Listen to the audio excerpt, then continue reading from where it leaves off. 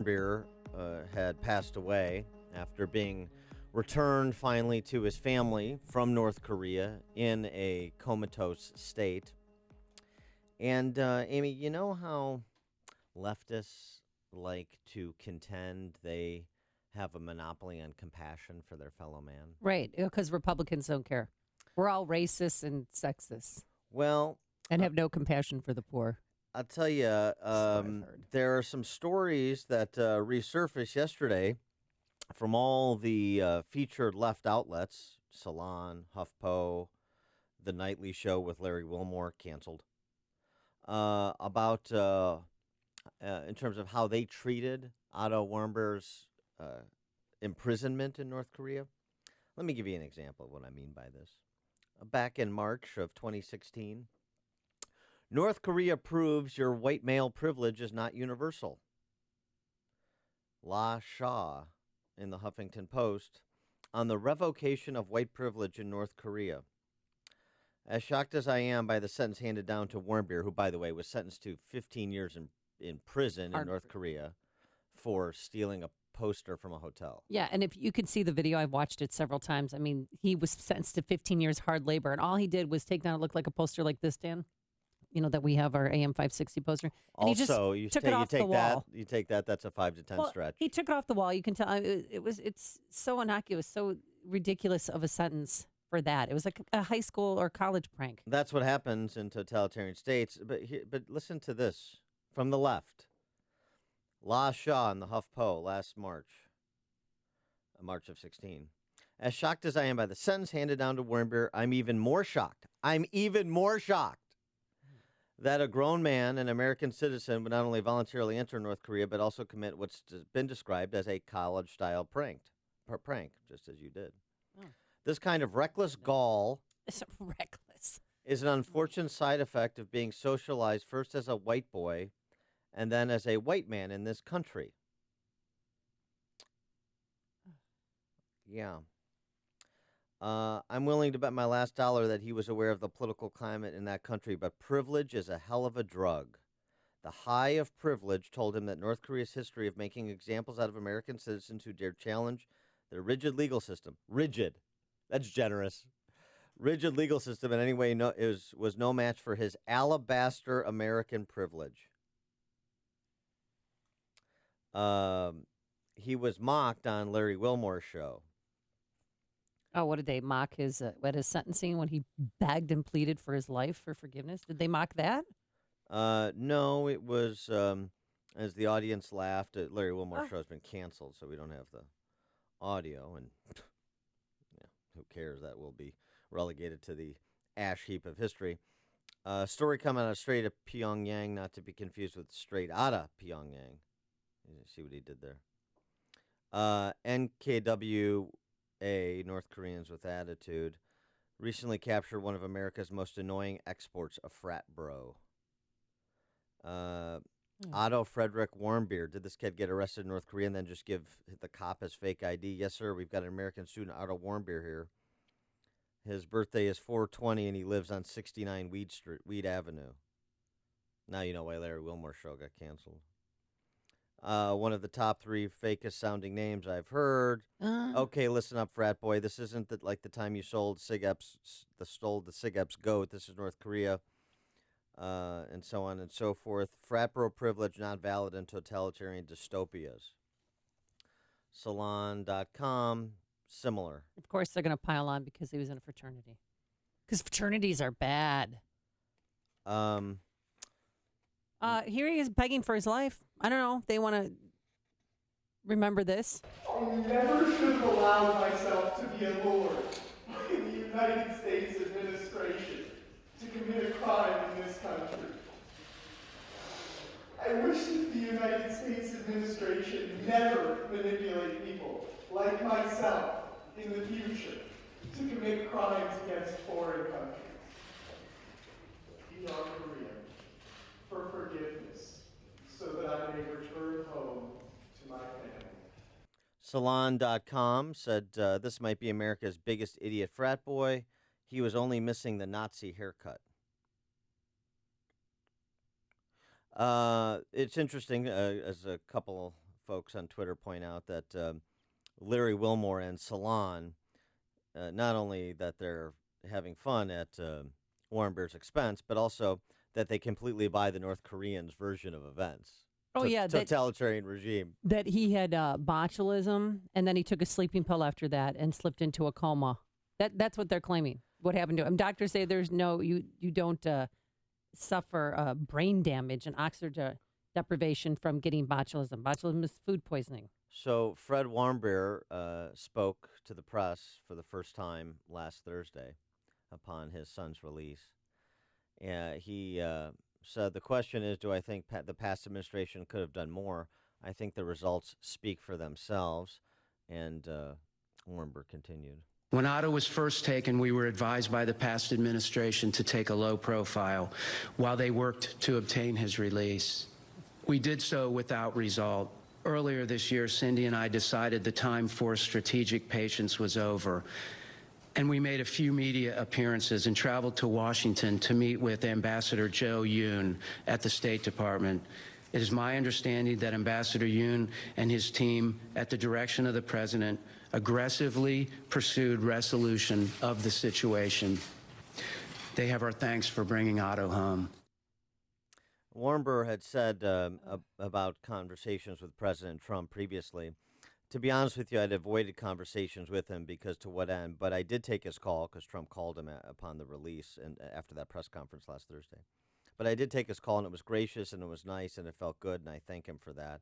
As you heard him specifically thank the State Department, the Trump administration State Department, specifically the Special Representative for North Korea Policy, Joseph Yoon, and Secretary of State Tillerson, that's part of his team. And so this was a very different approach that this administration took as compared to the previous one. Fred Warmbier spoke to that. The result is that his son was at least in his parents' home with his family upon his return and when he passed. Well, they released a statement that just brought tears to my eye. When Otto returned to Cincinnati late on June 13th, he was unable to speak, unable to see, unable to react to verbal commands. He looked very uncomfortable, almost anguished. Although we would never hear his voice again, within a day his face changed. He was at peace, he was at home, and we believe he could sense that. We thank everyone around the world who has kept him and our family in our thoughts and prayers. So, I mean, he's a 22-year-old kid from Wyoming, Ohio, goes to UVA, and he's a member of a frat. Oh, but by the way. Which is bad. That's bad to be in a fraternity. Most successful men in this country, in this world, were in fraternities. Well, they were, and I'm sick of it getting bashed. I mean, like one of those fraternities Rolling Stone slandered, had to pay a 7-figure settlement. What about black fraternities on campus? Are they bad too, or is it okay because it's black students? So I don't really understand the whole kind of frat boy because it's low-hanging fruit. You're right. It's low-hanging fruit. It's easy. It's cheap. Oh, he's a frat boy. Yeah. So let's just rip on him for that, for being a sig-up. That's right. It's easy. It's cheap. Probably ill-advised to go to North Korea. And ill-advised to not be on your best behavior in North Korea. Yeah. Keep a low profile. Well, the group that offered those trips to college students has dismantled the program. Yeah, but the story here is the moral perversion of the left. The story beyond. Well, then also, too, what we should do to fight back. I mean, are we going to fight back because one American citizen was tortured and killed by the hands of the North Koreans? Here's what President Trump said yesterday when he was taking questions from the press. I just wanted to pass on word that Otto Warmbier has just passed away. He spent a year and a half in North Korea.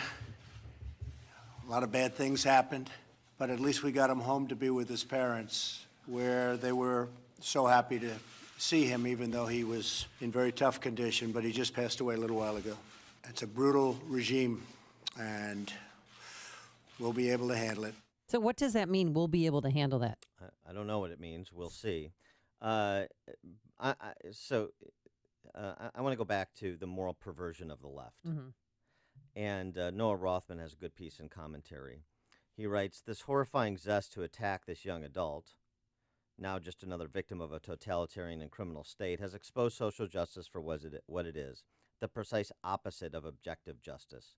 There is no theory of justice, no school of thought that would justify the treatment to which Warmbier was subjected. There was nothing just about his ordeal. Those who would excuse this regime's conduct, even going so far as to adopt its language, international crime, have abdicated all moral authority, and for what?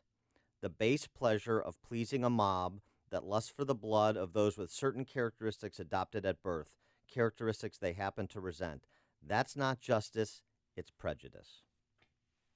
It's like a hot, steaming cup of information to start your day. It's Chicago's Morning Answer on AM 560, The Answer.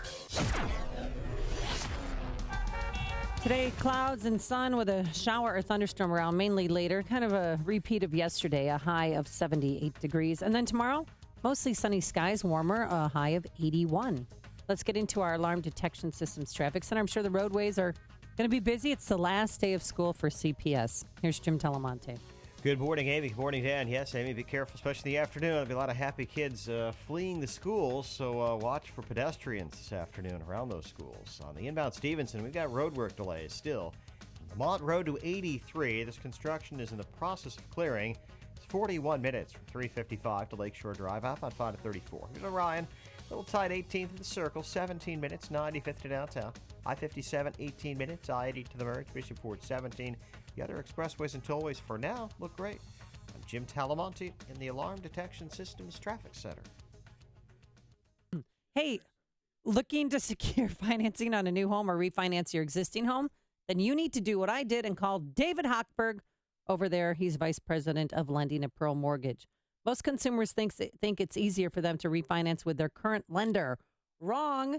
David and his team of 15 mortgage professionals receive calls from listeners every week who say, quote, they wish they had called Team Hochberg at Pearl Mortgage first after their current lender messed up their loan. Now, the main reason you should call David instead of your current lender is because his team is more experienced and knowledgeable than the supposed mortgage experts at your local bank who last week were likely spinning pretzels at the mall. Okay, David. So if you're interested in securing a mortgage, you should work with the best, and the best is people from Team Hochberg at Pearl Mortgage. So stop procrastinating. Pick up the phone. Call David now, 312-751-1333, or visit am560david.com. David helped me and thousands of AM560 listeners, but guess what? He can't help you if you don't call. 312-751-1333, or visit am560david.com. Pearl Mortgage, an equal housing lender, Illinois residential mortgage licensee, 4358 NMLS 19186. The Grand Victoria Casino Summer Concert Series is back. Tickets are on sale now at gbctickets.com. July 1st, it's the Redneck Woman, Gretchen Wilson Live. With special guests, the Charlie Daniels Band, and a fireworks spectacular after the show. July 22nd, rock out with Grammy winners Three Doors Down and alternative rockers Filter. August 19th, it's the Yestivals starring Yes. Fresh from their induction into the Rock and Roll Hall of Fame with Todd Rundgren and Carl Palmer. September 3rd, 80s legend Belinda Carlisle of the Go-Go's. With special guest Smash Mouth playing hit after hit. Don't miss the Grand Victoria Casino Summer Concert Series. Tickets are going fast. Get yours today at gbctickets.com. Gambling problem? Call 1-800-GAMBLER. Upstream-ideas.com, premium content that complements what we do each morning on this show, podcast of our Illinois Rising program covering state policy and politics, and at present, the special session that starts tomorrow. In addition to long-form interviews and our Against the Current series, still featuring Dan McConkey, state senator from Lake County, on this same topic. He's proposed a constitutionally balanced state budget that does not raise taxes. Yes, it can be done. 2-minute warnings, dollars and cents commentaries, our latest series, Heart of the Matter, that features women talking about the pressing issues of the day in a colleague-to-colleague kind of fashion. Check out upstream-ideas.com and sign up today. AM 560, The Answer. Can I just say one thing real quick? Amy. Yeah. President Obama fought so hard to get Sergeant Bo Bergdahl released, but yet he ignored Otto Warmbier and his family and told them to lay low. If only we would have had some North Korean terrorists in custody that we could have traded. I know. I mean, it's just so sick. And then you're reading on, how he was arrested. They were at the airport ready to leave, and he got tapped on the shoulder by 2 guards who didn't say anything, and they took him away. And I just, this story makes me sick. Any parent out there, any grandparent knows it's just heart-wrenching. And then what the left did to him, too, making a mockery out of him, making a joke out of it. It's not a joke. It's a human life. Well, it shows the moral bankruptcy of the left's oxymoronic incantations of social justice. Social justice, which means injustice, which means, as Noah Rothman wrote in commentary, prejudice. I want to feed people to the mob based on characteristics they gain at birth, their gender, their race. Okay. Philip in Blue Island, you're on Chicago's Morning Answer. When I think about what happened this week with the officer being found not guilty for the killing of Philando Castile up in Minneapolis, and then to look at this case and to feel any type of sympathy, not because of what happened to this young man in North Korea, but the fact that it's happened in America to people of color, of all colors. And I mean, whites, too, are getting killed by this system of justice, so-called, in America. And for Americans now, or for those in authority now, to be pointing their fingers at places like Cuba or North Korea, like America has this moral, they have a place, a higher moral compass, if you will. And it's just hard to fathom. But, I don't want this young man to go to North Korea and do anything to get himself in trouble, and especially to end up dead. And so I don't want any black person to be accosted by the police, black woman or white woman or any person in America to be shot dead by the police. I mean, even if they have a knife or they have, like, the young man in Chicago had a knife and they shot him dead 16 times. So when you look at Americans' form of justice, we don't have the moral high ground. Mm-hmm. Got it. Thanks for the call, Philip. America is the same as North Korea, is the same as Cuba. When you think about trying to engage some people and have conversations, see if you can forge common ground, this is an example where there's some people you're going to have to leave behind. You're not going to get to everybody. And I tell you, the moral equivocations of the left and the false comparisons suggesting America is the same as North Korea or Cuba, taking one incident and comparing it to another that are not comparable in any material way, is why you just have to focus on people that start with some baseline understanding of the adult world. And for those that don't, you just have to move on to the next person. So I just wanted to give Philip all the time that he needed to make his point so I could use him as an example of somebody that you're going to have to leave behind if you ever want to have constructive dialogue that goes someplace with other adults in this world. I hope that was a learning experience for everybody. Coming up on Chicago's Morning Answer. We'll talk about that USS Fitzgerald crash, as we're calling it now, and some underreported heroism that occurred on that ship at 5:38. And later, Teacher of the Year, you're going to want to meet him. He's a big fan. But first, into the newsroom we go. Here's Mike Scott. 61 degrees, clear skies this morning in the Nissan of St. Charles newsroom. Nissan of St. Charles, home of the Lifetime Advantage warranty. We're watching a developing tropical storm system spin in the Gulf of Mexico. It could bring heavy rains to Louisiana's Gulf Coast, one of the first major tropical systems of the hurricane season.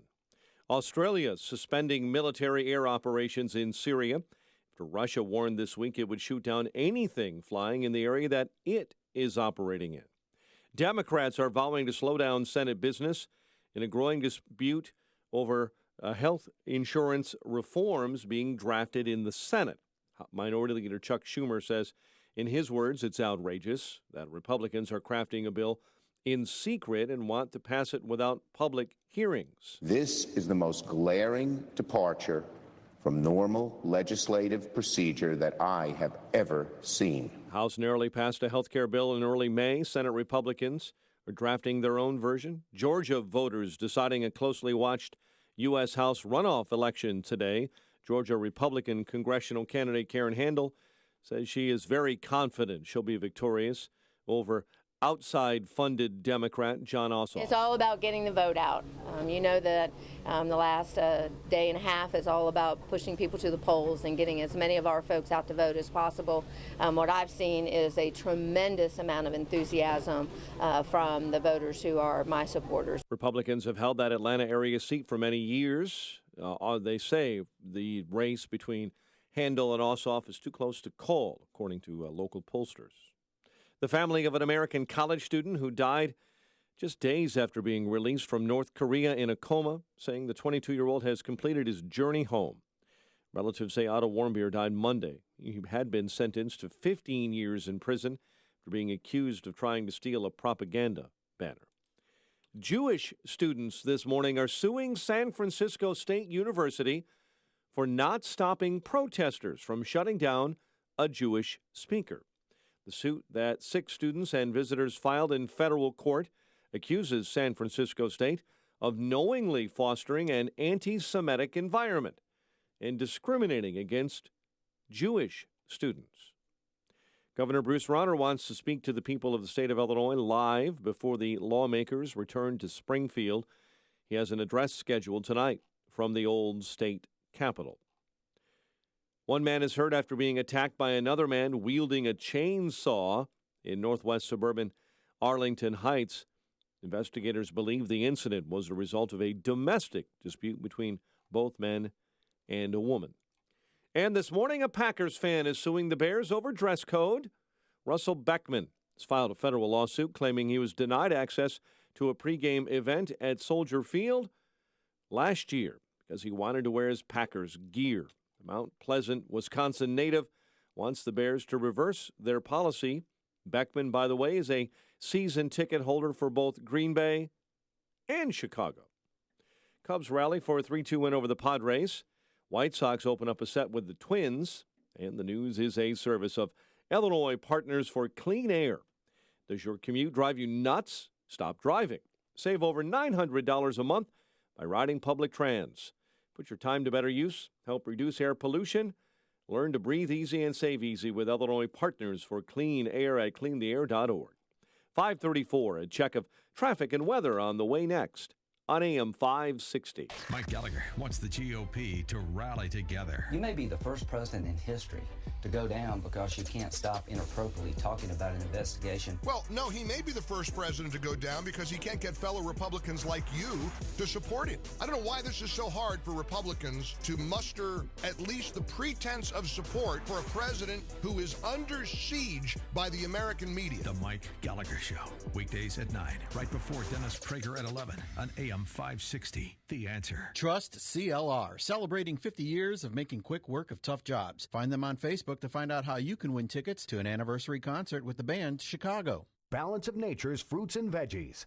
I'm telling you right now, it's awesome. I was trying to get my blood pressure regulated, okay? And like after 3 days of taking this thing, my blood pressure went back down to normal. I am ecstatic. I am so happy with this stuff. It is my savior. This was the first summer that I have not had to have a steroid shot to help me to breathe. The reason why I'm taking it because I've got Hep C. Once I began taking your stuff, it took a few months, but believe it or not, my liver enzymes are way down and it's normal now. It works. The new challenge will allow you to receive 2 months of Balance of Nature's fruits and veggies free. And we'll even ship them to you free. Call now for details. Call 1-800-246-8751 or go online to balanceofnature.com. Use promo code Chicago. It's the most effective product that I've ever bought in my life, but I should have ordered it like 15 years ago. 536. And a check of the roads in the Alarm Detection Systems Traffic Center with Jim Talamonte. Thanks, Mike. Traffic is heavy now on the inbound Eisenhower from Manheim to 17th Avenue. 31 minutes, Thorndale to downtown. Outbound 5 at 29. The Edens and the Kennedy are still looking good. Inbound Stevenson. Delays start at LeBlanc Road. It is 43 minutes, 3:55 to Lakeshore Drive. Outbound 5 at 34. Inbound Orion, 18 minutes, 95th to downtown. I-57, 24 minutes, I-80 to the merge. Bishop 422. The tollways are still fine. No problems to report in northwest Indiana. Traffic, service of CDC's Doing It HIV testing campaign. Everyone's doing it. Everyone is testing for HIV. Lead by example. Knowing your HIV status allows you to stay healthy. Fast, free, and confidential. Make HIV testing a part of your routine. Traffic answers when you need them most. I'm Jim Talamonte on AM 560. The Answer. Chicago's Morning Answer continues next. Your official Chicagoland weather forecast from the aircomfort.com Weather Center, providing the right climate for business since 1935. Clouds and sunshine. We'll have a shower or thunderstorm around mainly later in the day. Very similar to yesterday. High 78, partly cloudy. 59 overnight. Currently 58. Next news coming up at 6, and Chicago's Morning Answer with Dan and Amy continues next on AM 560, The Answer. This hourly segment is brought to you by HealthQuest Radio with Dr. David Kolbaba. HealthQuest Radio is heard Saturday mornings at 11 o'clock here on AM 560, The Answer. If you're talking about it, I'll be talking about it. Dennis Prager here. Join me this morning at 11, right here on AM 560, The Answer. Good morning, Dan and Amy. So Jason Chaffetz, he is on his way out the door, House Oversight Committee chairman. Not running for re-election, surprising. Of course, this is a couple months ago now. Yeah. But he gave a sort of an exit interview to Cheryl Atkinson. Where's Cheryl Atkinson working these days? Where is she working? Yeah. She works for I know she worked Daily Signal. Yeah, I mean, she was an investigative reporter. Right. I was just curious because I like her. She's a good reporter. She is a good reporter. Yeah, I know she was working for Daily Signal, and she's now with Sinclair. Oh, okay. Yeah, and so she sat down with him to talk about how he views Congress, how he views this administration, and Chaffetz offered some rather surprising and critical reviews of both the Trump administration and specifically Attorney General Sessions in terms of advancing all of the pending investigations the House Oversight Committee had and were being stonewalled by the previous regime. Chaffetz had high expectations that he'd get cooperation from this administration, and according to him, that hasn't been the case. The reality is, sadly, I don't see much difference between the Trump administration and the Obama administration. I thought these floodgates would open up with all the documents we wanted from the Department of State, the Department of Justice, the Pentagon. In many ways, it's almost worse because we're getting nothing. And that's terribly frustrating. And with all due respect, the Attorney General has not changed at all. I find him to be worse than what I saw with Loretta Lynch in terms of releasing documents and making things available. I just, that's my experience, and that's not what I expected. He talked about how long they've been in court trying to get the release of documents they seek on a range of investigations. You know the hit parade of investigations. We have everything from the Hillary Clinton email investigation, which is really one of the critical things. There was the investigation into the IRS, and one that was more than 7 years old is Fast and Furious. I mean, we have been in court trying to pry those documents out of the Department of Justice, and still to this day, they will not give us those documents. And at the State Department, nothing. Stone cold silence. To what do you attribute that? I think if we went to the senior most people, even the president himself, they would be pulling their hair out and they would hate to hear that. But within the bowels of the organization, they just seem to circle the wagons and think, oh, we can just wait you out.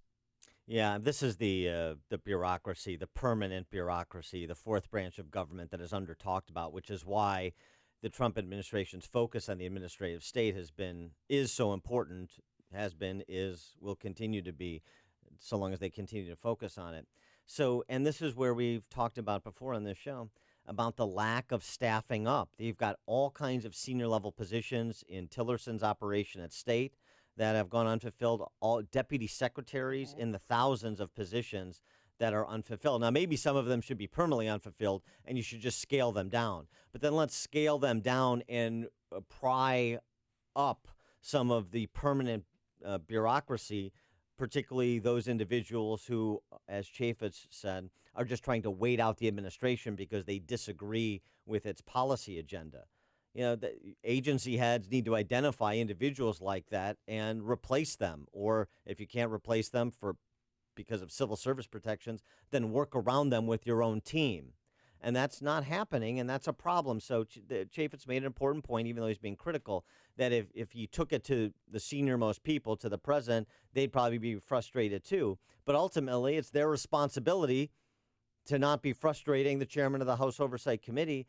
And I've got to say, let's just assume for arguendo, just assume that there is not a good legal reason that documents Chaffetz wants are not being produced, that it's a bureaucratic excuse. Let's just assume that for the sake of discussion. Yeah. I mean, this is such an opportunity for Trump to instill some confidence in government again by giving the Oversight Committee the documents that it needs to complete its investigations, to produce the reports, and to provide a definitive explanation for what happened with Fast and Furious, and to document in painstaking detail all of the IRS abuses of American citizens. And that's what he wants?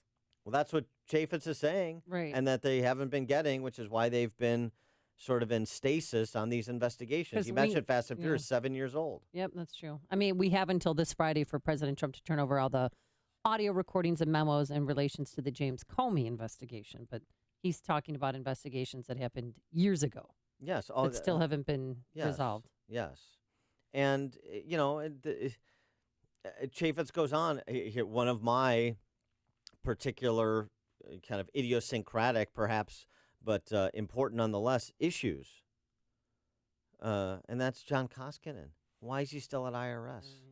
Yeah, look, you had more than 50 Republicans pleading with President Trump to release him, to let him go, fire him, or at least encourage him to retire. No, he's still there. Nobody was fired. Nobody was prosecuted. Nobody was held accountable. We tried to issue subpoenas. We tried to hold people in contempt. And the Obama administration said no. And the Trump administration came in and did zero. Nothing. Nothing changed. Do Republican leaders have an appetite to do the kind of oversight that needs to be done? No. I mean, the reality is there aren't very many people that want to play offense. There aren't many people who say, look, we have a duty and an obligation to fulfill the oversight responsibility that was put in place at the very founding of our country.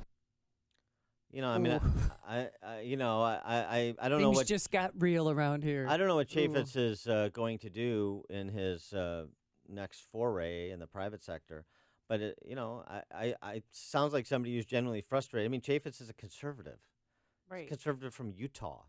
This is not some mealy-mouthed moderate Republican who wants to go along to get along with the power structure, or somebody who's flipping sides.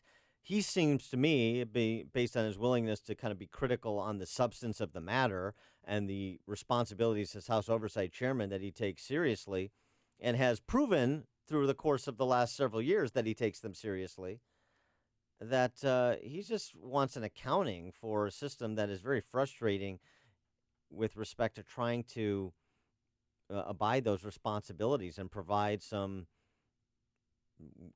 well-deserved answers to the American people on the range of topics that he's discussing and over which he has some dominion. And it suggests a cultural problem in D.C., which comes as no surprise, of course. The cultural problem in D.C. Mistakes were made. Nobody's held accountable. Nobody's prosecuted. Nobody gets their hand slapped. Nobody loses their job. Everything just stays the same. Oh, it's terrible what happened. Nothing changes. And that is highly frustrating to people who are serious about changing things, serious about a responsive government that is accountable under the law. I mean, the IRS, weaponizing the IRS as the previous administration did, that is, why is Loretta? That seems to me so underappreciated, how devastating that is, how damaging to a representative republic that is and could be if it's allowed to go unpunished. And what about Janet Yellen? Why is she still in her position? Well, I mean, okay, the Fed that's another thing. I mean, well, she still has 2 more years contract. I find Chaffetz's candor there rather refreshing. I don't think that's a guy that's kind of preening and trying to, position himself or something. I think that's a guy that's expressing very real frustrations from a good place.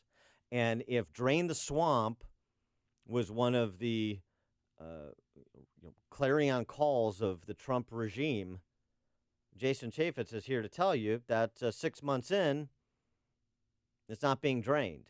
And oh, by the way, even if you ascribe to Trump good intentions to drain the swamp, and he's been sidetracked by this and he's been sidetracked by that, this goes to our entire discussion about his lack of discipline. That is this rolling discussion, because he embeds himself in morasses like this Russian investigation. He's his own worst enemy. By his unwillingness to Right. shut up, his unwillingness to fly in formation with his own legal team or his comm team on a range of other issues and other examples that we've discussed, including NAFTA. And so there's an opportunity cost to be paid. Let's assume good intentions. Let's assume real desire to drain the swamp. Jason Chaffetz is giving you an example of the opportunity cost you pay, because you can only devote your attention to so many big matters at the same time. And when you focus on Twitter as one of your big matters, you lose the opportunity to make the kind of progress on those investigations that would be substantive deliverables for the American people. The American people that wanted the swamp drained, the American people that voted for Trump. I think Jason Chaffetz's words and frustrations should be heeded. If you're talking about it, Dan and Amy are talking about it. It's Chicago's Morning Answer on AM 560. The Answer. Continental Audi of Naperville is out to sell 100 new Audis in June. So now is the time for you to take advantage of some great deals. Continental Audi of Naperville has incredible offers on new Audis. And Continental Audi delivers a different kind of buying experience. Straight talk and no hassle. And a huge selection of Audis to choose. You must visit ContinentalAudi.com or go to Continental Audi in Naperville now to check out these deals on an A3, A4, Q3, Q5, and even the all-new Q7. If you thought of driving an Audi, now is the time to take a test drive. Feel the difference in an Audi performance and experience the difference in an exceptional dealer. Don't miss this. Now is the time for you to buy or lease your new Audi from Continental Audi of Naperville. We're out to sell 100 new Audis in June. So hurry. ContinentalAudi.com or Continental Audi in Naperville on Aurora Avenue at Ogden Avenue. And experience the Continental Audi difference, where smiles are standard equipment. ContinentalAudi.com. Hey, how would you like to have insurance for your computer network, something to protect your hardware and software, and more importantly, give you peace of mind at night so you can sleep? Well, using Turnkey IT for installation and support of your systems is like having insurance for your computer network. For one affordable monthly payment, your company gets a full team of certified technicians who are there for you, working in the background to ensure your systems are up and running. They'll help you over the phone and make house calls to your workplace, and Turnkey IT doesn't wait until there's an emergency call, because they work hard to take preventative measures, keeping networks secure, backed up, and running nonstop.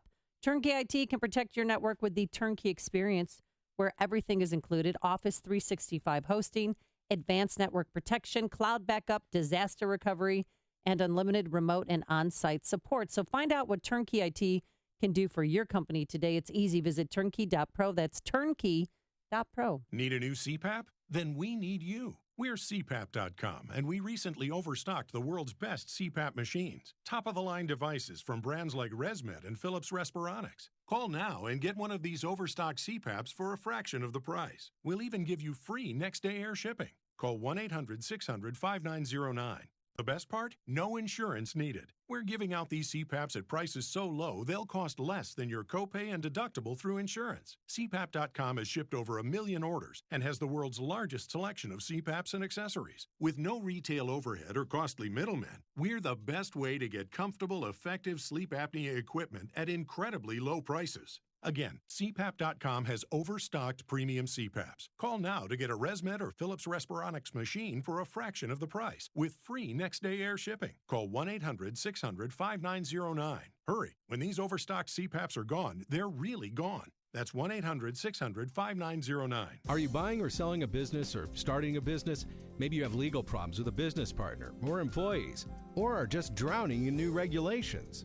You need the support of a law firm that concentrates in a wide range of business law and tax matters. You need the corporate team at Kelleher & Buckley. Whether you're a local mom and pop shop, middle market business, or a large corporation or franchise, they provide cost-effective legal solutions to help your businesses thrive. The lawyers of Kelleher & Buckley focus on targeted legal advice tailored to meet the specific needs of your business. You deserve competent legal representation from a law firm maintaining a high level of knowledge about the ever-changing laws governing businesses. One that also includes accountants and tax specialists on board to provide your business bottom-line solutions. Kelleher & Buckley, LLC of North Barrington and Chicago is a legal solution provider that also includes estate planning, asset protection, life insurance planning, and litigation. Keep your business on track. Call 847-382-9130 or online at kelleherbuckley.com. Yes, indeed, summertime. Another hot one. Wait, gonna be a little bit cooler today. Back to hot, gonna be windy. Maybe a thunderstorm mixed in for good measure. Up and down and up and down. The climate is always changing. Your company's heating and cooling system really gets a workout in Chicagoland.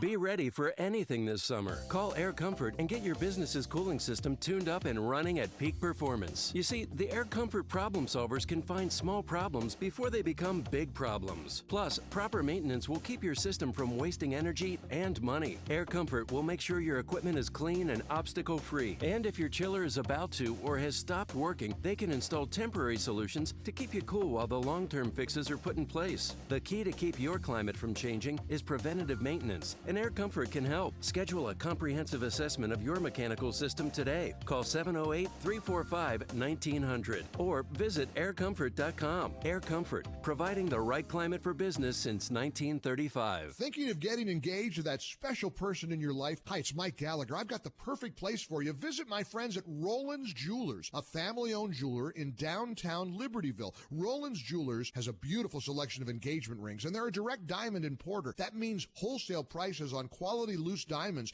Roland's is also the perfect place to shop for an anniversary or birthday gift. Roland's offers a large selection from designers like Hearts on Fire, Simon G., John Hardy, and Roberto Coin. Their knowledgeable and friendly staff can show you quality Swiss watches like Tag Heuer, Michel, and Longines. Roland's Jewelers is well known for excellent customer service. These guys are the best, including custom designs and jewelry repairs by their expert craftsmen. Let Roland's Jewelers in downtown Libertyville make all your special occasions memorable. Visit RolandsJewelers.com. It's ROLLANDS, RolandsJewelers.com, or call them 847-918-7300. Roland's, a family-owned jeweler you can trust.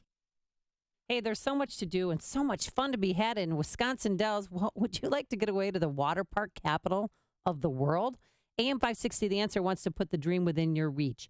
We're giving away a Wisconsin Dells attraction package valued at over $600. We have tickets to both Noah's Ark and Mr. Olympus, plus so much more. So download or visit the AM 560 mobile app right now and click on the contest banner to enter. Message and data rates may apply. Would you rather get your degree from one of the most innovative online universities in the country or one of the nation's most affordable? How about both? Now you can at Southern New Hampshire University. Get degree information and see how to apply online by texting the word FRESH to 554433. College tuition is skyrocketing, making getting a degree almost impossible for too many, but it doesn't have to be that way. Founded in 1932, Southern New Hampshire University has the credibility of a New England campus, but by offering programs online, we've made education incredibly accessible and affordable. You'll discover knowledge and skills from instructors who are leaders in their field. Plus, you get all the flexibility, support, and encouragement needed to prepare you for the career you've always wanted. Southern New Hampshire University. See yourself succeed. Grab your smartphone and do the smart thing. Get degree information and see how to apply online by texting FRESH to 554433. That's FRESH to 554433. Change in the market shouldn't be a surprise to anyone. In fact, since World War II, we've seen a correction on average about once every 18 months. That's why Arlington Capital Management developed proprietary tools that help them to see what's beyond your investment horizon. Like an experienced ship captain uses tools to avoid stormy weather, Arlington Capital Management uses tools to guide you through market corrections before it's too late and help us decide when to capitalize on opportunity. Call Arlington Capital Management today at 855-471-5796 to learn how their active management systems can help you. Each day, they actively explore the market, our economy, and all the variables that affect your investments. Stormy markets never cloud their vision. The professionals at Arlington Capital Management use their tools and experience to guide them. Call Arlington Capital Management today at 855-471-5796 for a financial review. The number again is 855-471-5796 or learn more at arlington-capital.com. 557, a check of the roads in the Alarm Detection Systems Traffic Center with Jim Talamonte. Thanks, Mike. On the inbound Kennedy, traffic is slow. The River Road toll to Harlem, 22 minutes. O'Hare to downtown. Outbound looking good till you get to 190. It's slow going heading to O'Hare on westbound 190. River Road to Manhunt. Edens is clear. Mount Eisenhower, 42 minutes. Thorndale to downtown already. Outbound 29. Inbound Stevenson. Delay start at Veterans Parkway. It's very heavy from there to 355. And once you get to 355, well, it's heavy again at Lamont Road. It's 55 minutes, 355 to Lakeshore Drive, outbound 34. Inbound Ryan, 24 minutes, 95th to downtown. I-57, 28 minutes, I-80 to the merge. Bishop 425. And traffic is service of Dove Men Plus Care. You hear that 91% of guys that use Dove Men Plus Care antiperspirant recommended. Dove Men Plus Care user James said it has some kind of clever formula in there designed to look after the pits. That makes Dove Men Plus Care antiperspirant a smart choice. Then James picks them up at your local retailer today. Traffic answers when you need them most. I'm Jim Talamonte, AM 560, The Answer. Chicago's Morning Answer continues after a full update from Fox News and your official Chicagoland weather forecast. From the aircomfort.com Weather Center, here's our meteorologist, Kevin Snyder. Today, clouds and sun with a shower or thunderstorm around, mainly later in the day, high 78. Partly cloudy night tonight with a low 59. Tomorrow, partly sunny, high 81. I'm Kevin Snyder on AM 560. The Answer. Currently 58 at O'Hare, the news service of Discover Student Loans. Figuring out how to cover college costs, Discover Student Loans, one of the top private student loan lenders in the country with great rates, zero fees, plus students can earn a cash reward for their good grades. Visit discoverstudentloans.com to apply today. Limitations apply. At 5:59, here are the stories we're following in the Nissan of St. Charles newsroom. Nissan of St. Charles, home of the lifetime Advantage warranty. Governor Bruce Rauner wants to speak to the people of the state before lawmakers return to Springfield. He'll give a live address from the old state capitol tonight. Chicago Public Schools borrowing another large chunk of money. J.P. Morgan giving the district $275 million in short-term loans. 2 Indiana teens are being kept in custody after being accused of taking part in a gang-related shooting in Chicago that wounded 2 girls. Cubs rally for a 3-2 win over the Padres.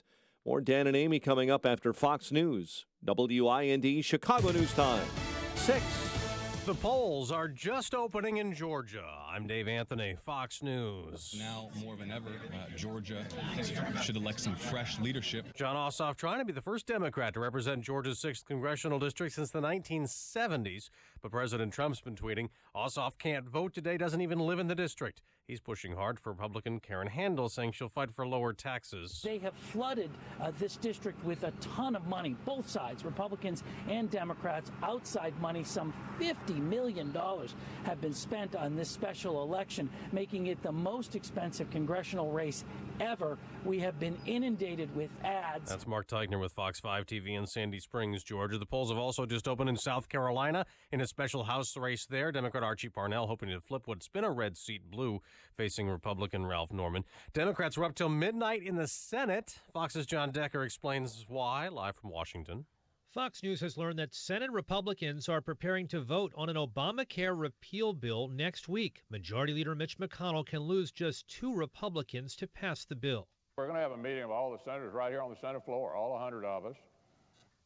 with an unlimited amendment process. Minority Leader Chuck Schumer slammed Republicans for moving so quickly and without holding public hearings. The greatest miscarriage of legislative practice that I have seen since I've been here. If McConnell sticks to his timeline, it would mean Republicans would have about a week to review the text of the repeal bill. Dave? John Otto Warmbier has died days after North Korea finally released the American college students. He'd been in a state of unresponsive wakefulness ever since he was brought back from North Korea last week. Well, as for his captors, the North Koreans, his family said this, quote, "Unfortunately, the awful, torturous mistreatment our son received at the hands of the North Koreans ensured that no That's other..." Fox's Kristen Fisher, Fox News, fair and balanced. It's become a summer tradition. Rockin' for the Troops returns this summer on July 22nd at Northwestern Medicine Field, home of the Kane County Cougars. This year's headliners, Rock and Roll Hall of Famers, Leonard Skinnard.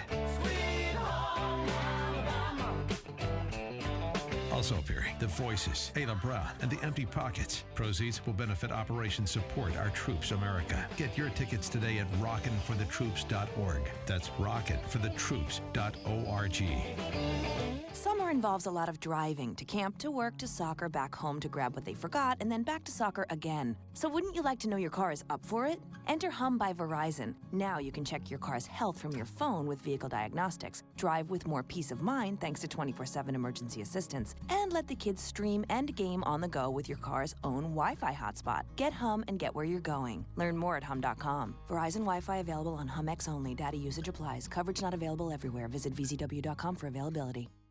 The key to success?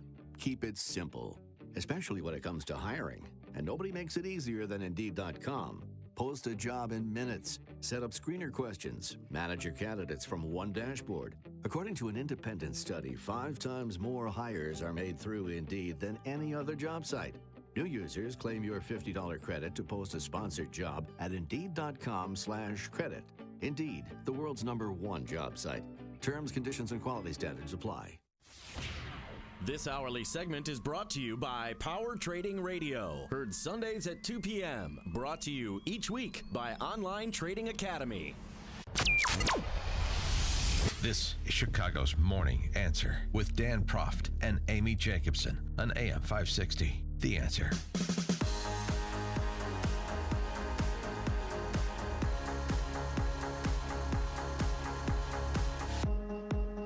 Good morning, Dan and Amy. So, big story today is the announcement yesterday that 22-year-old college student Otto Warmbier, who was held in captivity by the North Koreans for some 15 months and just returned last week, released last week, but released in a coma. He died yesterday. The president had this response to that news. I just wanted to pass on word that Otto Warmbier has just passed away. He spent a year and a half in North Korea. A lot of bad things happened, but at least we got him home to be with his parents, where they were so happy to see him, even though he was in very tough condition, but he just passed away a little while ago. It's a brutal regime, and we'll be able to handle it. So what does that mean, though? We'll be able to handle it. I mean, what should we do? We have an American murdered. North Korea murdered this 22-year-old student for doing something so innocuous. It was a prank. He was there visiting North Korea with this group that he signed up with to visit North Korea, and he was in a hotel and took down this propaganda poster as a prank and was sentenced to 15 years hard labor. But soon after he was sentenced, he slipped into a coma. They said that he had botulism and then took a sleeping pill, and that's not even physically possible. It's just more lies and more lies. It's absurd. By the way, it was also reported that he had been in a coma for more than a year since April 2016. Right. That once he got into, to the once he was sentenced, that he fell quickly into a coma, which nobody's buying. But the Young Pioneer Tours, which advertise the trip, it's a trip your parents don't want you to take, they've ceased doing those tours anymore. They're not doing it. But what bothers me is what we should do. What should our response be? 312-642-5600 is our turnkey debt pro answer line. 64636. Type in DA, then a quick comment. What do we do? I mean, somebody said, this morning on CNN, we should have a travel ban. Don't we already have a travel ban to North Korea? It's not as if have flights into North Korea. You have an advisory. Yes, the State Department has an advisory not to travel there. I don't know. What do you want to do? What should we do? I mean, John McCain said, Senator McCain, Marco Rubio both agreed that they murdered an American citizen. We still have 3 other people there. One's a convicted spy, and the other 2, I'm not sure exactly what their crimes were, but do we demand that their release now, or what should we do to Kim Jong-un? Yeah, I mean, look, this is a rogue, evil, totalitarian regime. So, of course, we want and have demanded, and actually, to his credit, Mr. Warmbier, Fred Warmbier, at his press conference on Thursday of last week, he demanded called for the release of other Americans being held in North Korea. He wasn't just focused on his son. He made a larger moral call for the release of these prisoners from, what are effectively North Korean gulags. We're obviously engaged in a effort to derail their nuclear program. We have naval ships positioned. President Trump has been trying to work with the Chinese to back North Korea off that nuclear program. Do you want to send Chuck Norris in there, do like a missing in action kind of thing? Do you want special ops teams to try and extract them? I mean, I'd be open for that. But what other than that, what exactly are the options on the table? What are we going to do? Turn out the lights in Pyongyang? They're already out. They barely have electricity. Force China not to send them rations and grain and food supplies? No, we can't do that. But his father, when his son was taken, when he was arrested, wanted to obviously have his release, but the prior administration told him to stand down. When Otto was first taken, we were advised by the past administration to take a low profile while they worked to obtain his release. We did so without result. Earlier this year, Cindy and I decided the time for strategic patience was over. And we made a few media appearances and traveled to Washington to meet with Ambassador Joe Yoon at the State Department. It is my understanding that Ambassador Yoon and his team, at the direction of the president, aggressively pursued resolution of the situation. They have our thanks for bringing Otto home. And the family released a statement yesterday, but the part that was really touching, they said, when Otto returned to Cincinnati late on June 13th, he was unable to speak, unable to see, unable to react to verbal commands. He looked very uncomfortable, almost anguished. Although we would never hear his voice again within a day, his face changed. He was at peace. He was home, and we believe he could sense that. We thank everyone around the world who has kept him and our family in their thoughts and prayers. We are at peace and at home, too. Mm-hmm. By the way, it's important to pay attention to what Mr. Warmbier said at the beginning of that. The strategic silence, the time for that was over. That was the advice and counsel of the Obama administration, which arguably was incompetent or apathetic to the plight of Otto Warmbier and did very little to try and fashion his release. That is in stark contrast to what the Trump administration has done. So personnel matters, starting with the president and who he installs in places like the State Department. You heard Mr. Warmbier give specific credit to the North Korean policy representative Joseph Yoon in the State Department for working towards his son's release and being instrumental in bringing their son home.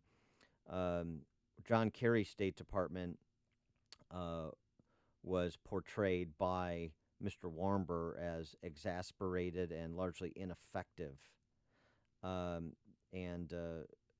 He finally said about talking to President Trump, this is Mr. Warmbier, to be honest with you, I have avoided conversations with him because to what end? But I did take the call after his release, after his press conference last week, and it was gracious and it was nice and it felt good, and I thank him for that with respect to President Trump. I mean, President Trump's faced with an international crisis here, I think. I think he has to do something, but what exactly needs to be done, I don't know. But they tortured an American. They killed one of our own, a 22-year-old, and it did not. We're tearing down a propaganda poster. It's ridiculous. But that's why you're not supposed to visit North Korea. It's on the State Department list. Brian in East Chicago, Indiana. Yeah, hello, good morning. Morning. Yes, you know what? If this had been done under Eisenhower, Johnson, or Reagan, their response would be quick and swift. They need to send a Navy SEAL team in there with killer drones and take out their so-called leader. And the world will then know that we mean what we say and we say what we mean. And they will back off and have second thoughts before any other tin-horn dictator tries to pull this kind of crap. All right. Thanks for the call, Brian. That's an idea. Well, to take out their leader, that's a different story, right? We don't technically do CIA assassinations of foreign leaders anymore. That's technically illegal. You want to declare war on North Korea and pursue the dictator of North Korea under that rubric, under those auspices, okay. But CIA kill squads are a bit problematic. A special ops team to secure the release or to break Americans out of those prisons and, frankly, other prisoners too. I'm open-minded on that, depending on how feasible it is, and I'm certainly in no position to, and a few of us are, I think, to assess whether that is something that's feasible or not. I assume that's something that's been examined. So I understand the desire to have an immediate reaction. The better course is, of course, to have a thoughtful, feasible, proper reaction that takes into account the geopolitical dynamics that extend beyond the boundaries of this dark little dictatorship in Southeast Asia. You think about President Obama and his administration. They were so, ready to help with Sergeant Bo Bergdahl get released. Why didn't President Obama work as hard to get Otto released? I think that's a fair question. I mean, he had Bo Bergdahl's mom and dad there, arm in arm, hugging each other there in the Rose Garden. And I don't recall seeing Otto's family ever meeting with the president. And if they did, it wasn't a photo op. It wasn't a call to action to get their son home. Margot in Burr Ridge. Hey, Dan. I just wanted to say, since you brought up the rule that we no longer kill heads of state, that all changed when we had the wonderful, fabulous President Jimmy Carter. And I just want to remind everybody how great that was. And maybe we need to revisit that plan because we never had any problem with the Middle East until after Jimmy Carter. Well, it all started then. So. Well, okay. Thanks or for any other place. We come, when we had that, we were executing heads of state or going in there clandestinely with the CIA. We had a lot less problem. Thanks for the call, Margot. I mean, the Middle East was a region that featured a considerable amount of strife prior to Jimmy Carter, and since, of course, it's difficult to lay it all at the doorstep of Jimmy Carter as much as I'd like to, and as terrible a president as he was. I agree with that, Margot. In terms of cutting off the head of the chicken, generally speaking, I'm open-minded on the topic in terms of taking out the principal war criminal. Is what we're talking about. That's what, of course, Kim Jong-un is. He's an international criminal. But there's ways that we can do that and still abide international law. And the way to do that is, well, frankly, to declare war on North Korea. Do you want to do that? Do you want to declare war on North Korea? Do you want to go to war with North Korea? Over one American citizen? I mean, we still have three it's others more held than captured that. there. It's more than that. This is like the assassination of Archduke Franz Ferdinand. That's not what started World War I. It was a trigger. So this would be a trigger for all of the underlying issues that we have with North Korea and rogue regimes like it. But, of course, to do that presents complications, doesn't it? Because it's in particular with China. So, I go back again to the idea of rescue missions as opposed to covert and illegal CIA assassinations. Do you know the poster that he took down said, "Let's arm ourselves strongly with Kim Jong-il's patriotism." And all he did was take it off the wall. And there's video of it. I don't know if you saw it, but is just a prank. Man, it just looked like a college prank to me. Well, the response has been interesting. The response to this from the left cannot go unnoticed from the beginning of it, from his imprisonment to present. And the response, I think, is best exemplified by this piece last year in Huffington Post by La Shah. North Korea proves your white male privilege is not universal. She goes on to talk about the gall that Otto Warmbier, 22-year-old University of Virginia student, had to enter North Korea, and also the gall he had to commit that college-style prank, as you describe it, Amy, and as the author does. It's a side effect of being socialized first as a white boy and then as a white man in this country, writes Shah. Every economic, legal, and social system in this country has been for more than 3 centuries function with the implicit purpose of ensuring that white men are the primary benefactors of all privilege. That kind of arrogance, that kind of conditioning is pathogenic, causing its host to develop a subconscious yet no less obnoxious perception that the rules do not apply to him, or at least their application is negotiable. They're almost sounding like he deserved to be terrorized and brutalized and murdered. They are almost because sounding he's like white and he was in a fraternity. He was a SIG App and he went to University of Virginia. The high of privilege told Warmbier that North Korea's history of making examples out of American citizens who dare challenge their rigid legal system, that's generous, in any way was no match for his alabaster American privilege. Was Otto Warmbier killed by his own hands? Is this a self-inflicted wound, much like Scott Pelley, CBS News anchor, suggested that the Scalise shooting and the shooting of 2 Capitol Hill police officers on top of that, and a congressional staffer on top of that. That was also a self-inflicted wound. Otto Warmbier's death was self-inflicted because he suffers from white privilege. Steve Scalise's near-death experience was self-inflicted because he's a conservative and he believes in traditional marriage. These are all self-inflicted wounds, according to the left. The Salon.com. No, don't tell me it gets worse. Salon.com, he was only missing the Nazi haircut, talking about Otto Warmbier. Larry Wilmore, on his thankfully canceled show on Comedy Central, parodied the whole thing. It's pretty funny. It's just tough for me to have much sympathy for this guy. That's what Larry Wilmore said about somebody imprisoned in a totalitarian gulag. You know why? You know why? Because he's a frat boy and he's white. Joanne in Midway, you're on Joanne at Midway. You're on Chicago's Morning Answer. Good morning. I just want to say that we have to start teaching our kids, and I'm tired of calling a 22-year-old a kid.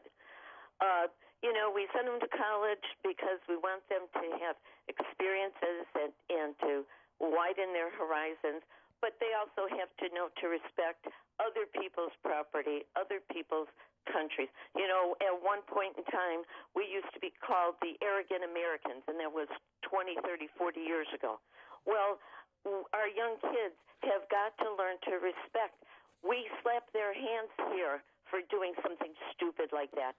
But in other countries, it's a whole different ballgame. Well, yes. So learning that. Well, yes, Joanne. But I'm sorry. What are you saying about his 15-year prison sentence and his beating into a coma that ultimately resulted in his death for stealing a poster from a hotel? Acceptable, but you have to suffer the consequences for what you say or do. That is totally way off the line.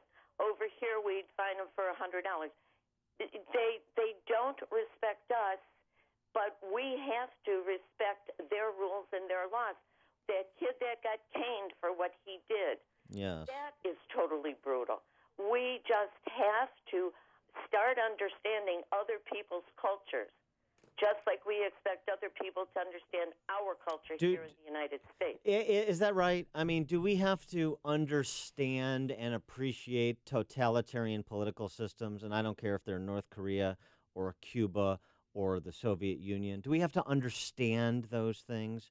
Or do we have to actually look at them with the proper moral horror and suggest that those are illegitimate, inhumane systems and they deserve no respect? And they deserve no intolerance. You are correct with that. But the thing is then, when you want to go there, you better have your guard up. Well, that's true. That's true. Very careful. Yeah, that's true. Thanks for the call, Joanne. I mean, he was in China and he saw this, this offer for a trip to go to North Korea. It was called Young Pioneer Tours. And they said it was safe for U.S. citizens. He went with 2 other people, and 2 other people came back, and he did not because of pulling down that poster. And I guess if you harm the image of a North Korean leader, it's considered a serious crime, at least 15 years hard time. I'm very interested in their legal system. Here's the thing. There's 2 things. So there's one in terms of what happened and what can be done about this totalitarian regime in North Korea. And then there's the second thing about the Rawlsian distributive justice crowd in this country. And to take notice of how the left has treated this case, this individual, how they have caricatured him and others like him by extension, so that you understand the mindset, the pernicious mindset of the left in this country. There are multiple layers of lessons from Otto Warmbier's death. The stories you need to know to start your day. This is Chicago's Morning Answer on AM 560, The Answer. Plenty of sunshine for now, but later on in the afternoon, we'll have a shower or thunderstorm roll through here, a high of 77 degrees. And tomorrow, partly sunny, warmer, a high of 81. Let's get into our alarm detection systems traffic center.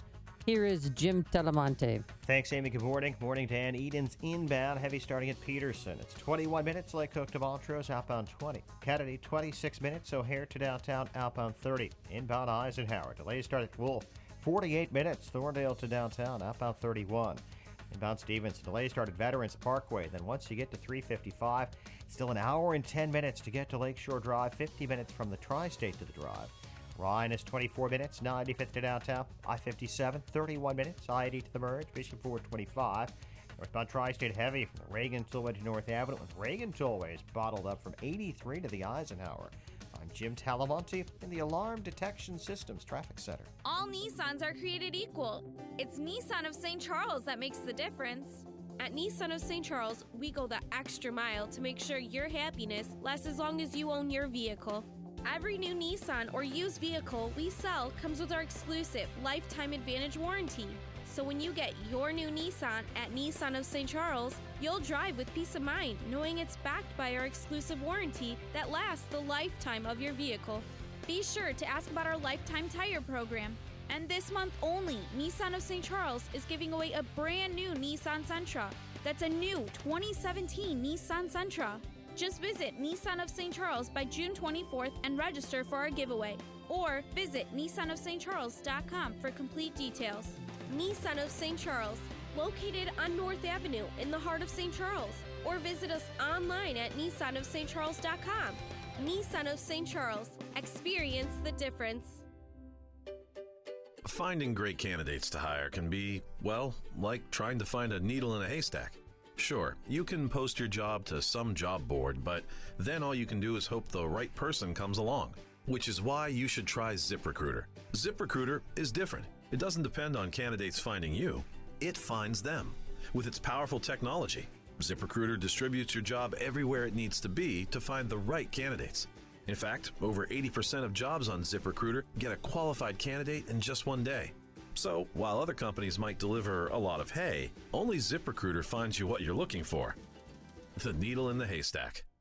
used by businesses of all sizes. ZipRecruiter offers the most qualified job candidates with immediate results. And right now you can try ZipRecruiter free. That's right, free. Just go to ZipRecruiter.com/work. That's ZipRecruiter.com/work for your free trial. ZipRecruiter.com/work. This is Michael David from Seattle. I'm 51 years old, and 6 months ago, I started taking Andro 400 to increase my testosterone. Since then, I've lost 35 pounds of fat, and my waist went from size 38 to size 32. I have more energy, and I look and feel 20 years younger. And now my wife tells me I have to take Andro 400. Hi, this is Ron Johnson from Utah. After 10 weeks of taking Andro 400, I lost 13 pounds, and my waist went from 36 to 33. That was 8 years ago. I continue to take Andro 400, and I've maintained my weight at 172. Gained muscle and energy. I'm 63 now and feel better than I have in 30 years. Andro 400, the natural way to increase testosterone, lose belly fat, gain energy, and feel great. Try Andro 400, the safe, effective, affordable way to boost your testosterone. Go to andro400.com or call 888-400-0435. 888-400-0435. I hate cleaning my gutters.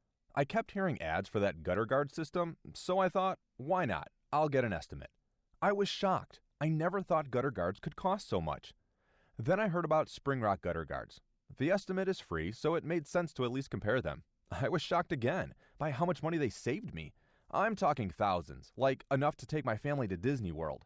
They take a different approach to gutter protection. A completely closed design keeps all types of debris out of your gutters. Sure, those higher-priced systems may keep the leaves out, but Spring Rock gets the job done at up to half the price with no compromise on quality. Spring Rock also comes with the same lifetime warranty. If the gutter system ever clogs, they will clean it out for free, no questions asked. Same result for less money. That's smart.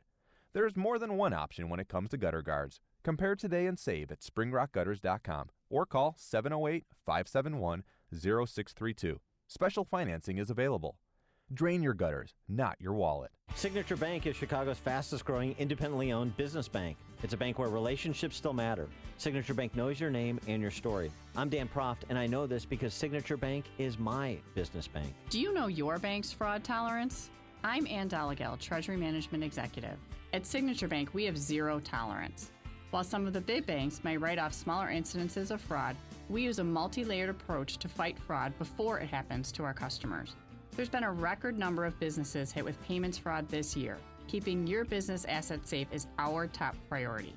We are trained, and we will train you to recognize potential wire fraud threats and business email compromise scams. Call us today to find out how Signature Bank can work with your business to fight fraud. Signature Bank is looking for their next success story. Learn more about turning your business vision into reality. Visit signature-bank.com. Signature Bank, helping local businesses succeed. Member FDIC, Equal Housing Lender. AM 560, The Answer. Dan and Amy talking about Warmbier's death, North Korea. Text from 630, aren't we still at war with North Korea? I thought we had a long-standing ceasefire since like 1953, but we're technically still at war.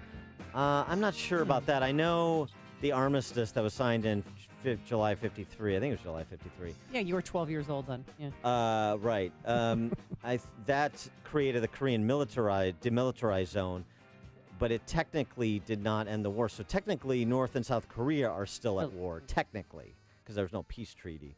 I'm not sure that the U.S. could operate under that theory, though, but interesting.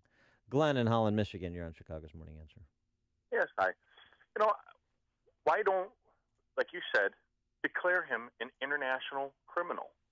I don't know. I hate to take and give politicians like a committee, but go around, say, all right, he's an illegitimate leader. He is an international criminal. We went after Osama bin Laden. We said he was a terrorist. However, I think he pretty much ran that country over there. Declare him something other than head of state, and go get him. Well, right. If he's a war criminal, you could seek his capture and referral to The Hague for prosecution for international war crimes. That's a fair point, Glenn. Thanks for the call. Appreciate it. Coming up on Chicago's Morning Answer. A pregnant woman is shot and killed by Seattle police. Was lethal force necessary? We'll play the audio and take your calls at 6:36. But first, into the newsroom we go. Here once again is Mike Scott. Amy and Dan, good morning. Sunny skies, 62 degrees in the Nissan of St. Charles newsroom. Polls open in Georgia, where a runoff election today will determine whether an Atlanta area House seat will go to a Democrat for the first time in 4 decades. Republican Karen Handel and Democrat John Ossoff vying to replace veteran Republican Congressman Tom Price. White House Press Secretary Sean Spicer is said to be looking for his own replacement. Amid reports he is moving to a more behind-the-scenes role in the Trump administration. Spicer has recently been performing the duties as communications director following the resignation of Mike Dubke. Senate Democrats are calling out Republican efforts on a health insurance reform bill.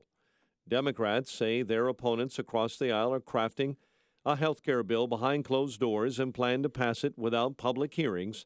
New Jersey Senator Cory Booker. This was not the constitutional intent, that something as important as health care should be done in a back room. The so-called talkathon went deep into the night. British police have identified the suspect held in connection with the van attack outside a London mosque as Darren Osborne of Cardiff, Wales. He's being held on suspicion of attempted murder and alleged terror offenses.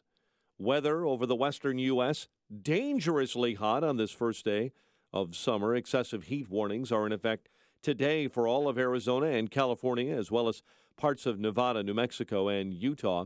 Phoenix forecast to tie its all-time record high today of 122. Governor Bruce Rauner wants to speak to the people of the state of Illinois before lawmakers return to Springfield tomorrow. The governor announcing a live address from the old state capitol that will take place tonight. The reward for information about a missing University of Illinois scholar is now at $50,000.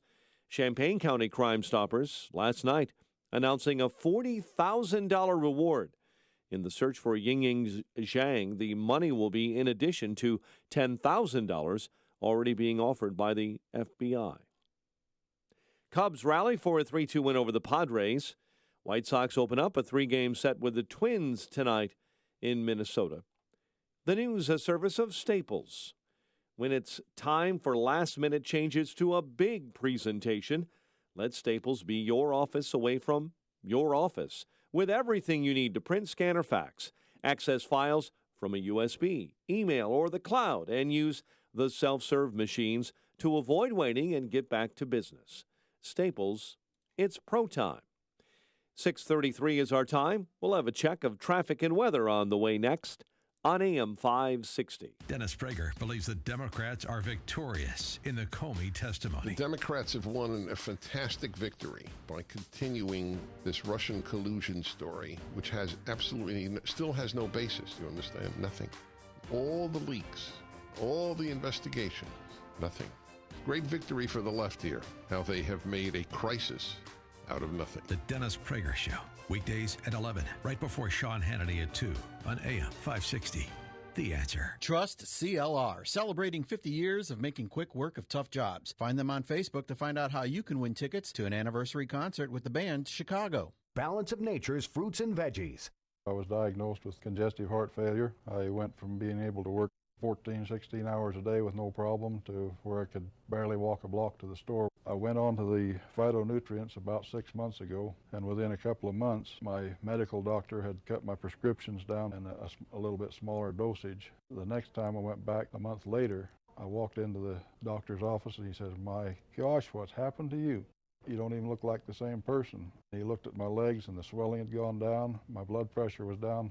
The venous stasis ulcers that I had had on my legs for the last 4 or 5 years because of the poor circulation were all healed, and I'm feeling far better. The new challenge will allow you to receive 2 months of Balance of Nature's fruits and veggies free. And we'll even ship them to you free. Call now for details. Call 1-800-246-8751 or go online to balanceofnature.com. Use promo code CHICAGO.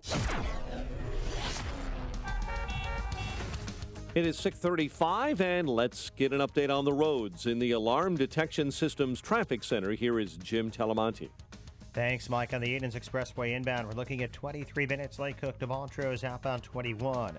Inbound Kennedy, you get 31 minutes. So O'Hare to downtown, outbound 35. Delays as well on westbound 190 from Kennedy to Manheim. Inbound Eisenhower, 51 minutes. Thorndale to the post office, outbound it's 33. Inbound Stevenson heavy, an hour and 10 minutes. 355 to Lakeshore Drive, outbound it's 36 minutes. Ryan, 28 minutes, 95th to downtown. Northbound Tri-State, heavy approaching the Hinsdale Oasis. Stop and go from the Reagan Tollway to North Avenue. Reagan Tollway jammed, 83 to the Eisenhower. Traffic is a service of Dove Men Plus Care. Did you hear that 91% of guys that use Dove Men Plus Care antiperspirant recommended? Dove Men Plus Care user Rob said it's like the Hoover Dam but for his armpits. Can hold back that much sweat. Rob, it must be good. Pick up some new Dove Men Plus Care antiperspirant for yourself at your local retailer. Traffic answers when you need them most. I'm Jim Talamonte, AM 560, The Answer. Chicago's Morning Answer continues next. Your official Chicagoland weather forecast from the aircomfort.com Weather Center. Clouds and sun today. Shower or thunderstorm could hang around late in the afternoon. We'll top out at 78. Currently 61. Next news coming up at 7. Chicago's Morning Answer with Dan and Amy continues next on AM 560, The Answer. This hourly segment is brought to you by The Lou Bridges Show, a show about the truth of the foreclosure crisis. Saturday mornings at 8 on AM 560, The Answer. Some call me the sage from South Central. Others call me the czar of common sense. But you can call me Larry Elder. And you're invited to join me tonight, starting at 7, right here on AM 560, The Answer. Dan and Amy, so another controversial case, police-involved shooting, this one from Seattle. The woman who was shot and killed by Seattle police on June 18th is 30-year-old Charlena Lyles. She was pregnant with her 5th child. This is the police responding to her call of a burglary. Now, Charlena Lyles also had a history of some mental illness, and police were aware of this. There's a 10-minute audio that's been released by Seattle police, and before, when the two officers roll up on her place, they're talking in the car about her because there was information the police had about her, like she thought she and her children were going to turn into wolves, the one officer mentioned. So she's had history with this. With mental health struggles, apparently. So here's the pertinent part of the audio where they're taking a report from her as to what she says was stolen. That's what you'll hear. And apparently she grabs a knife. And that's when this happens. They said an Xbox was taken. And then what was this exactly?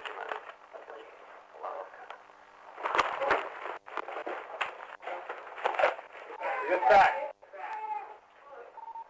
Take it. Hey! Hey! I don't know how to see it. We need help. Hey, get back! Get back! 312-642-5600, turnkey.pro answer line, 64636DA, turnkey.pro text line. Whether or not you think lethal force was appropriate in that circumstance. I should note, because this is going to be part of the story, as you are all familiar, the two police officers were white, Miss Lyles black. So if everyone was white, do you think we'd be talking about this? Probably, but it wouldn't include the racial component because just because of the nature of a 30-year-old pregnant woman. And it's so, I mean, again, the history of mental illness, the police knew this. It's so calm what was taken, Xbox, and then there's some muttering. And then she apparently grabs a knife because then you hear the officer say, hey, get back, get back. And also, the Seattle Police Department issued a statement saying that the officers essentially had non-lethal weapons they could have used. Yeah, wait, where was the taser? Well, but you heard one police officer No, but you heard one police officer say to the other taser, and you heard one of the officers say, "I don't have a taser." You heard that right there. Okay. So for whatever reason, a taser was apparently not available. At least that's what I'm divining from the video and from what the officers said to each other when the woman apparently pulled out a knife and was, confronting the officers with that knife. So, and then you hear the, "Hey, get back," before the shots are fired. The response to this has been somewhat predictable, although the idea that she was armed is not been particularly persuasive. Her sister essentially said the question that you would think: why couldn't they have tased her? They could have taken her down. I could have taken her down, suggesting she was a small woman. They couldn't have felt threatened by her even if she had a knife. But they did tell her, get back, and she responded, do it, which is, a lot of people, my friends who are police officers, they hate situations like this. They say it's called, suicide by police, where they want to die, and basically they put themselves in a position where they can be fatally shot by police. I mean, she was asked to do it. That's what it sounds like. I mean, to me, but I don't. Well, again, I mean, making a martyr out of herself. I don't know. Or she may be mentally ill. I mean, well, right. That's the challenge is the mental illness. So trying to divine what was meant or what she was capable of doing, But what other non-lethal methods could they have used to de-escalate the situation? Well, if they didn't have the taser, possibly a taser. If they didn't have it. Look, we have a lot of police officers that listen to this show, so I'd be interested to get their reaction as well. 312-642-5600, turnkey.pro answer line, 646-3668, turnkey.pro text line. And now, of course, this comes 2 days after the acquittal in Minnesota of the officer who shot and killed Philando Castile in his car with his girlfriend present. Officer Geronimo Yanez was acquitted. And this, by the way, is what Joy Reid said about that acquittal. Oh, boy. Because, I mean, after she made the comment about Scalise, what did she say about this? Yeah, right, exactly. So this is where... She's on a roll, Dan. Well, this is where it's going to go. And you know that this shooting, because of the racial profile of the woman and the two officers, you know where this is going to go. She said of the criminal justice system, Joyanne Reid, who's a host on MSNBC, she writing this time in a piece in the Daily Beast. I wish I could say I was shocked at the Philando Castile verdict, but the truth is it was entirely predictable.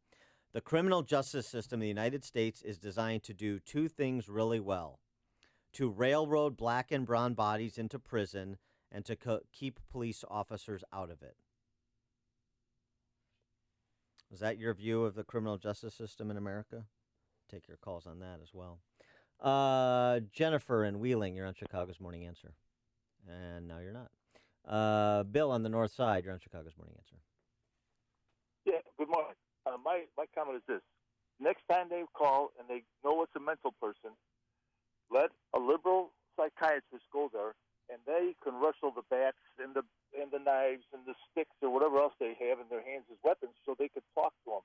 Because apparently they're not afraid to get stabbed or hit with a bat by a crazy person. So that's what they're saying. The officer should have wrestled them to the ground. No, this is an armed person. Do you want to get stabbed? Do you want to get stitches?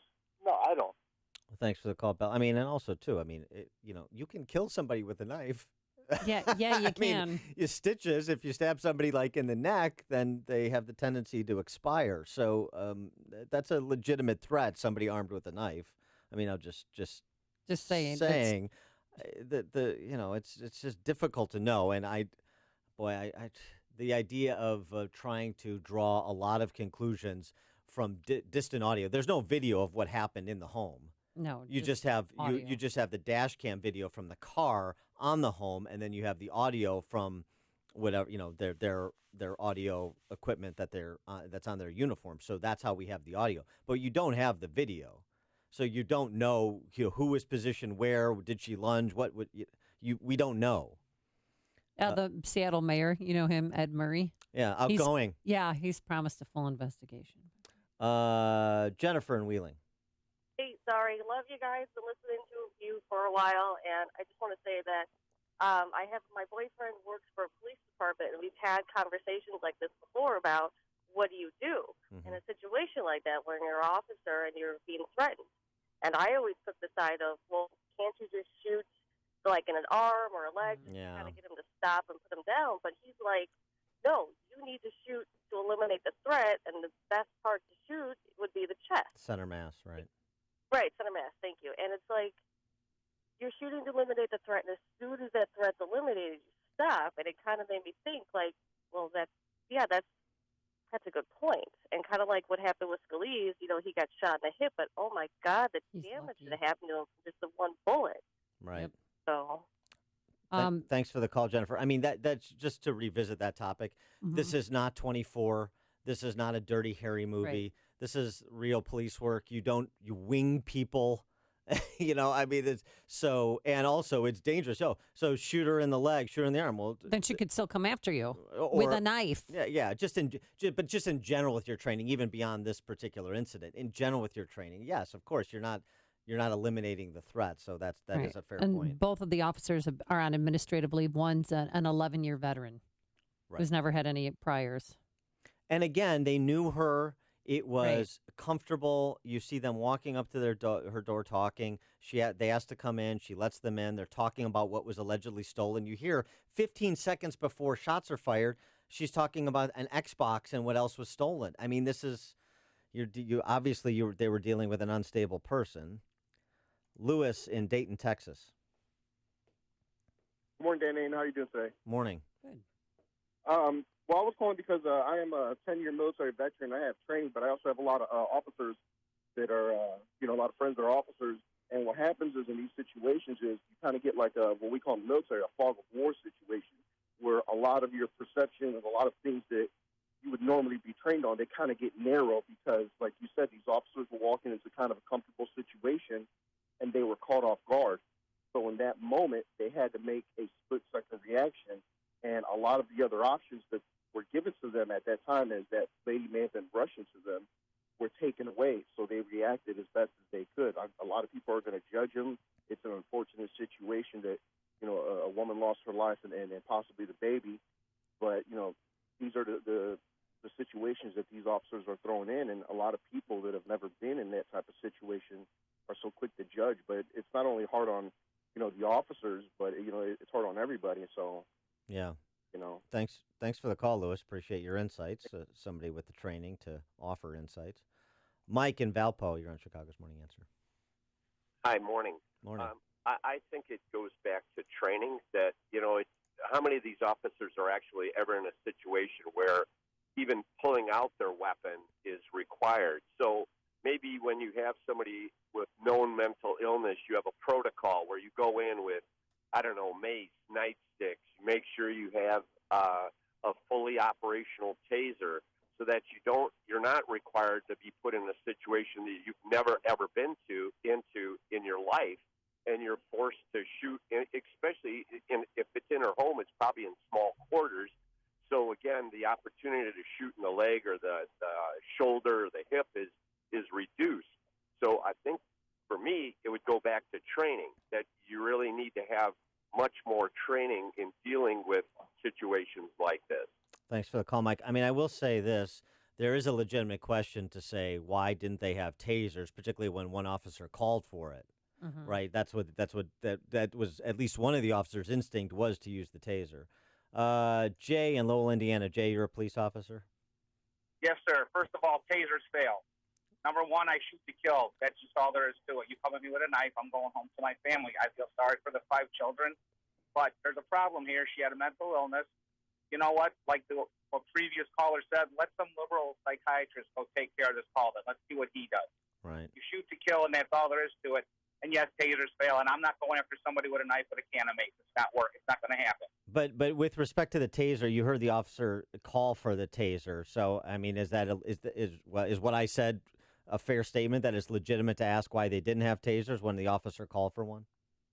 Well, depending on the department, we have not everybody's issued a taser. I'm not making excuses, but that could have been for the reason. Oh, okay. Not everybody's issued a taser. Huh? You said not everybody is issued a taser. It's kind of department by department. Well, it all depends how big the department is. Maybe, like, I don't know how their department is, but I know, like, we have tasers. Everybody wants them. At my department, we're a little smaller. However, I don't carry one because I've seen them fail. Okay. All right. That's good insight from real world. Thanks for the call, Jay. Appreciate that. Mike on the south side. Hey, good morning. I just want to say there's a generalized rule. It's called the 21-foot rule. Any person with an edged weapon can close with and do serious damage. The average officer needs about 21 feet to draw their weapon and fire 2 rounds to safely engage a threat. Established rule. Every room that you've ever been in and inside of almost any house, corner to corner, is probably close to or less than 21 feet. Yeah. Okay. Yeah, it's a fair point. Thanks for the call, Mike. Connect with Dan and Amy using the AM 560 mobile app. Download it today at 560theanswer.com/mobile. I'm Lou Dobbs. Grocery giants reacting to Amazon's purchase of Whole Foods. The FTC tries to stop an online sports merger, and from night shift worker to U.S. Treasurer. Those stories are next. If you have unpaid tax debt to the IRS that you can't pay, please hear this special notice. Specially approved IRS relief programs designed to aid delinquent taxpayers are now in effect that can significantly improve your financial situation. Depending on your circumstances, you may qualify to have your tax problem resolved in your favor and may even have your back taxes reduced by thousands or eliminated entirely. A relief hotline has been established by Community Tax for you to call and see if you qualify at 800-804-7445. If you owe the IRS back taxes that you can't afford to pay, don't let the IRS trick you into thinking you have no way out. Our highly accredited tax professionals will let you know what you qualify for and how much you can save. We may be able to stop all liens, garnishments, levies, and save you thousands. Call and see if you qualify for this taxpayer relief at 800-804-7445. 800-804-7445. That's 800-804-7445. Community Tax. Who's your tax guy? Shares of Whole Foods markets continued to rise as the grocery industry reacted to last week's purchase of the upscale chain by Amazon. One analyst says the industry is trying to form new strategies as Amazon prepares to expand its footprint in the online grocery business. The Federal Trade Commission challenging the merger of online sports fantasy sites FanDuel and DraftKings. The deal would put control of 90% of the market under one company's control. An administrative hearing is set for November. Jovita Carranza has been sworn in as the new U.S. Treasurer. She began her career as a night shift worker at UPS. She worked her way up to now being installed as the 44th Treasurer of the United States. Please join me for Lou Dobbs tonight, 7 and 11 Eastern on the Fox Business Network. This is the Lou Dobbs Financial Report. Hey, it's the last day of school for Chicago Public School students, but if you weren't happy with your child's situation, there's always hope. Maybe you've thought about going to a private school but didn't think you could afford it. Well, if that's the case, we want to tell you about halfpriceschools.com. At halfpriceschools.com, you can find schools located all over the Chicagoland area, including, Chicago, Mount Prospect, Wheaton, Shanahan, Waukegan, just to name a few. Full year of tuition at half the price. There's no catch. Simply click on a school, purchase a tuition voucher, and prepare to send your child off to school this fall. It's that simple, but do it now. Do it today. These vouchers always, always sell out. Go to halfpriceschools.com. That's halfpriceschools.com.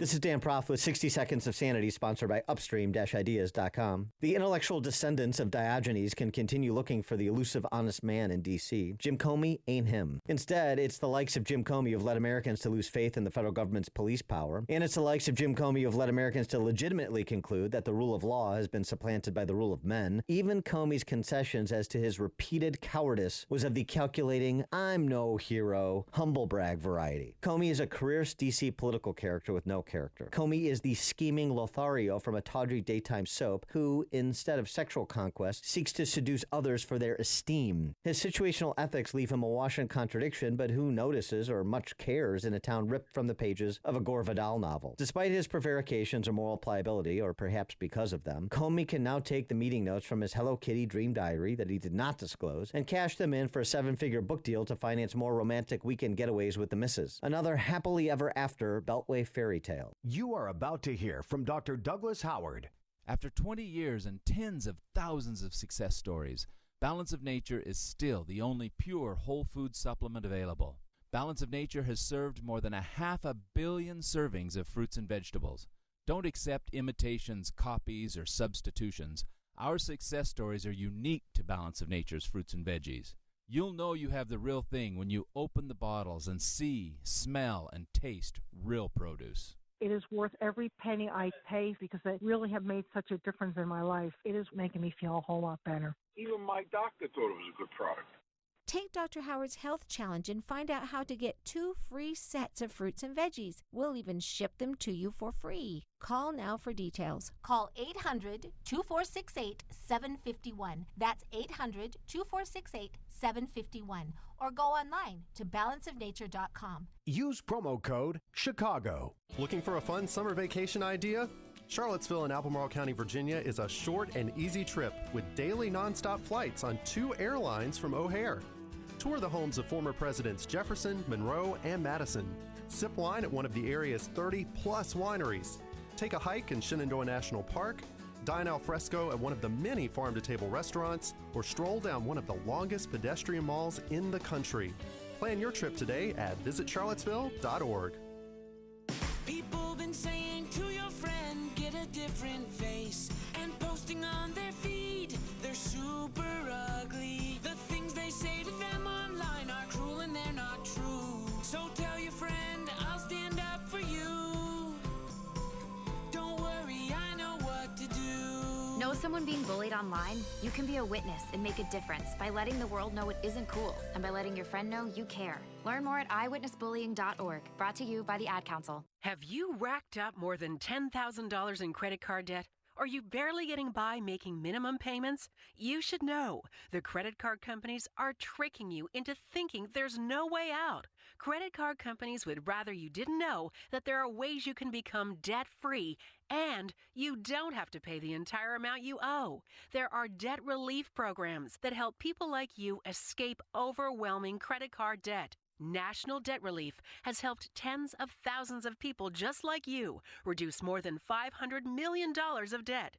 National Debt Relief has helped so many people, they're A-plus rated by the Better Business Bureau. You don't have to declare bankruptcy or take out a consolidation loan. You have the right to settle your debt for a mere fraction of what you owe. Reduce a portion of your debt now. Call National Debt Relief at 800-518-4020. 800-518-4020. That's 800-518-4020. If you only get to one festival this summer, this is the one your family can't miss. Make plans to be at one of Chicagoland's favorite festivals, Eyes to the Skies, June 30th through July 2nd. The Lyle Eyes to the Skies Festival has been entertaining folks for over 30 years with morning and evening balloon launches, balloon glows, nightly fireworks, and live music on 2 stages. Plus, a new addition to this year's festival, Team Fast Tracks, America's skydiving team performing daily skydiving shows. And there's a carnival with rides, craft fair, a huge kids area, and over 50 unique food vendors. Ever wonder what riding in a hot air balloon feels like, but are a bit nervous? Try a tethered balloon ride. Take some amazing pictures from this incredible view. Make plans now for the Lyle Eyes to the Skies Festival, June 30th through July 2nd. Admission is just $10 each day, with kids under 8 free. See eyes-to-the-skies.org for locations of free parking and shuttle service, complete balloon launch schedule, and all the info you'll need for an awesome weekend. Don't miss the Lyle Eyes to the Skies Festival, June 30th through July 2nd. AM 560, The Answer. Coming up on Chicago's Morning Answer. Did Jared Kushner actually speak, or was it Emo Phillips throwing his voice? That's at 7:07. And later, the Teacher of the Year, who's got a big fan club. But first, into the newsroom we go. Here is Mike Scott. Here are the stories we're watching on this first day of summer 2017. Governor Rauner plans a live address. We'll tell you why. Chicago Public Schools borrowing more money. The reward for a missing U of I scholar is now at $50,000. There's one hurt in an Arlington Heights chainsaw attack. Cook County Commissioner dies. A new report finds some pork in that Republican budget plan. The Cubs rally to clip the Padres. WIND Chicago News Time, 7 o'clock. Can Democrats gain a seat in the House? I'm Dave Anthony, Fox News. They're voting now in a special House election in Georgia. John Ossoff trying to win what had been a Republican seat. Look at what's going on in Washington right now. It's not delivering results. He's from outside the district and getting a lot of support from across the country in what's been the most expensive House race ever. They put so much money behind him, in my mind, trying to steal this election. She voted for Karen Handel, the Republican getting support from President Trump. They're also voting now in South Carolina to fill another vacant House seat. Democrats hope to flip blue. Archie Parnell taking on Republican Ralph Norman. Democrats railed until midnight in the Senate against what they say has been a secretive Republican process writing a bill to replace Obamacare. Senator Cory Booker says the stakes are high and will affect the lives of tens of millions of Americans. They want public hearings on the bill. Republicans say all senators will have input before a possible vote next week. Days after North Korea finally sent him back to America, unresponsive, college student Otto Warmbier is dead. Fox's John Decker live at the White House. President Trump is slamming North Korea after the death of Warmbier, released by the communist nation in a coma-like state last week. It's a brutal regime, and we'll be able to handle it. Secretary of State Rex Tillerson said the U.S. held North Korea accountable for what he called Warmbier's unjust imprisonment. He also demanded that the country release 3 other Americans it's holding for alleged crimes against the state. Dave? John, a second jury will deliberate a second day in Cincinnati if a former police officer is guilty of murder in the shooting of a black man at a 2015 traffic stop. Ray Tensing has tearfully testified he feared for his life. The jury at his first trial was deadlocked. Closing arguments are today in Milwaukee, where a black police officer is charged with homicide in the shooting of a black man that set off riots last year. This is Fox News. Fair and balanced. 62 degrees, mostly sunny skies at 7:02 on AM 560. The Answer. Good morning. I'm Mike Scott in the Nissan of St. Charles newsroom. Nissan of St. Charles, home of the Lifetime Advantage warranty. 2 young children are wounded following separate shootings in Gary, Indiana. Both were shot last night. One incident happened in the 4300 block of West 19th, the other on Chase Avenue. Conditions of the children not being revealed right now by police. An investigation is underway after a man's body was found in a retention pond in Crystal Lake. Police say the discovery was made yesterday in the 4400 block of Northwest Highway. An autopsy to determine a cause of death is scheduled for today. Governor Bruce Rauner wants to speak directly to the people of the state before lawmakers return to the capital, Springfield, tomorrow. So the governor will have a live address from the old state capitol tonight, talking state budget and unity. Chicago Public Schools borrowing another large chunk of money.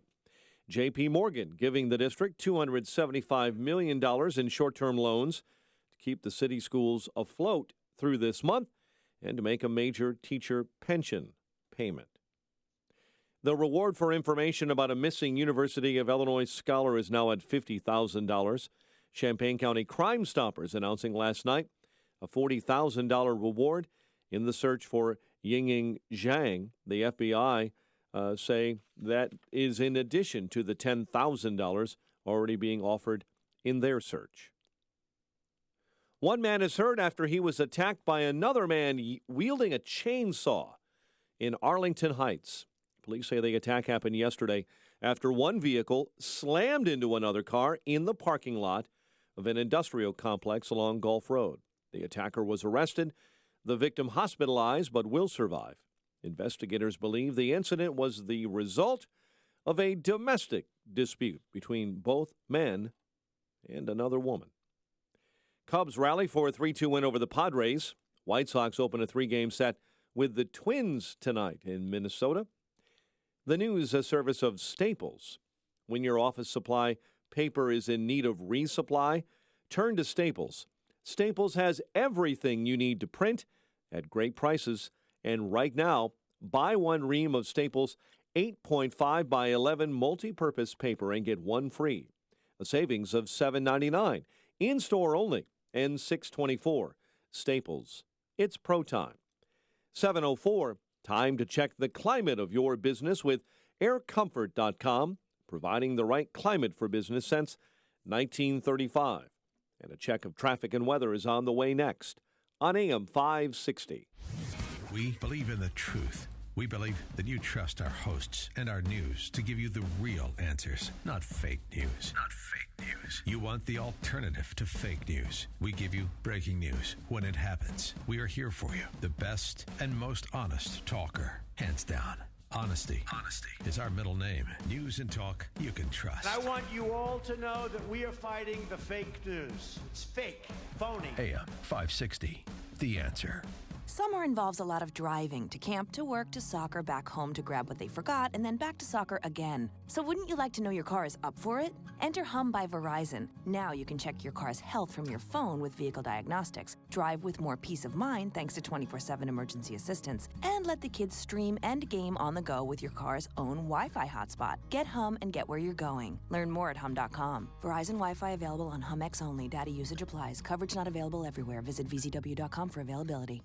When smart businesses need to grow their team, they do it on the site proven to deliver, Indeed.com. According to an independent study, Indeed delivers 5 times more hires than any other job site, more hires than the rest combined. And right now we're giving new users a $50 credit to post a sponsored job, boosting your listing in relevant search results. Claim your $50 credit at Indeed.com/credit. Indeed, the world's #1 job site. Terms, conditions, and quality standards apply. 7:06, and let's check the roads in the Alarm Detection Systems Traffic Center with Jim Talamonte. Thanks, Mike. On the inbound Kennedy, traffic is stop and go from before the River Road toll to Sayre with crash on the right shoulder. There are more delays kicking in at Foster. It's 42 minutes, O'Hare to downtown, 16 from Montrose, 14 in the Express, outbound 47 minutes to the airport. Eden Spur eastbound slow starting at Waukegan Road. You're looking at 25 minutes Lake Hook to Montrose, outbound 24. The Eisenhower, an hour and 5 minutes Thorndale to downtown, 50 minutes from Manheim, outbound 44 to Thorndale. Northbound I-55 delay start at Weber. It is an hour and 12 minutes, 355 to Lakeshore Drive, 52 minutes from the Tri-State outbound. Really heavy delays now. There was an earlier crash at 83. You're looking at about an hour and 15 minutes Lakeshore Drive to 355. Ryan is 30 minutes, 95th to downtown. Northbound Tri-State. Slow 115th to 75th from the Reagan Tollway to the Grand Avenue curve. Reagan Tollway jammed Highland to the Eisenhower. Northbound Veterans Memorial. Scattered delays start at 75th. Traffic answers when you need them most. I'm Jim Talamonte on AM 560. The Answer. Chicago's Morning Answer continues next. Your official Chicagoland weather forecast from the aircomfort.com Weather Center, providing the right climate for business since 1935. Here's meteorologist Kevin Snyder. Clouds and sun today with a shower or thunderstorm around, mainly later in the day with a high 78. Partly cloudy night till 59. Tomorrow, partly sunny with a high 81. And at night, cloudy with a shower or thunderstorm around late at night with a low 66. I'm Kevin Snyder on AM 560, The Answer. 63 at O'Hare, officially. 64 along the lakefront. Your next news update, 7:30. Continuous news coverage at 560theanswer.com. Chicago's Morning Answer with Dan and Amy continues next on AM 560, The Answer. This hourly segment is sponsored by Wine Time Radio. Every Saturday at 5 p.m. on AM 560. Explore the wonderful world of wine with hosts James Crooker and Rob Lehner. This is Chicago's Morning Answer with Dan Proft and Amy Jacobson on AM 560. The Answer.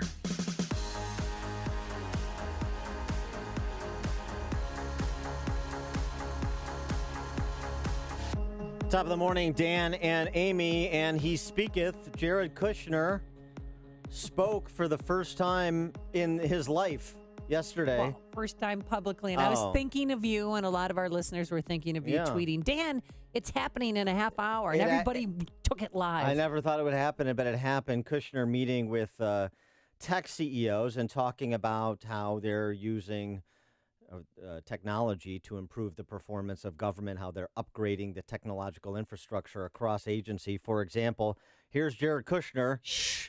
He's going to talk on the VA.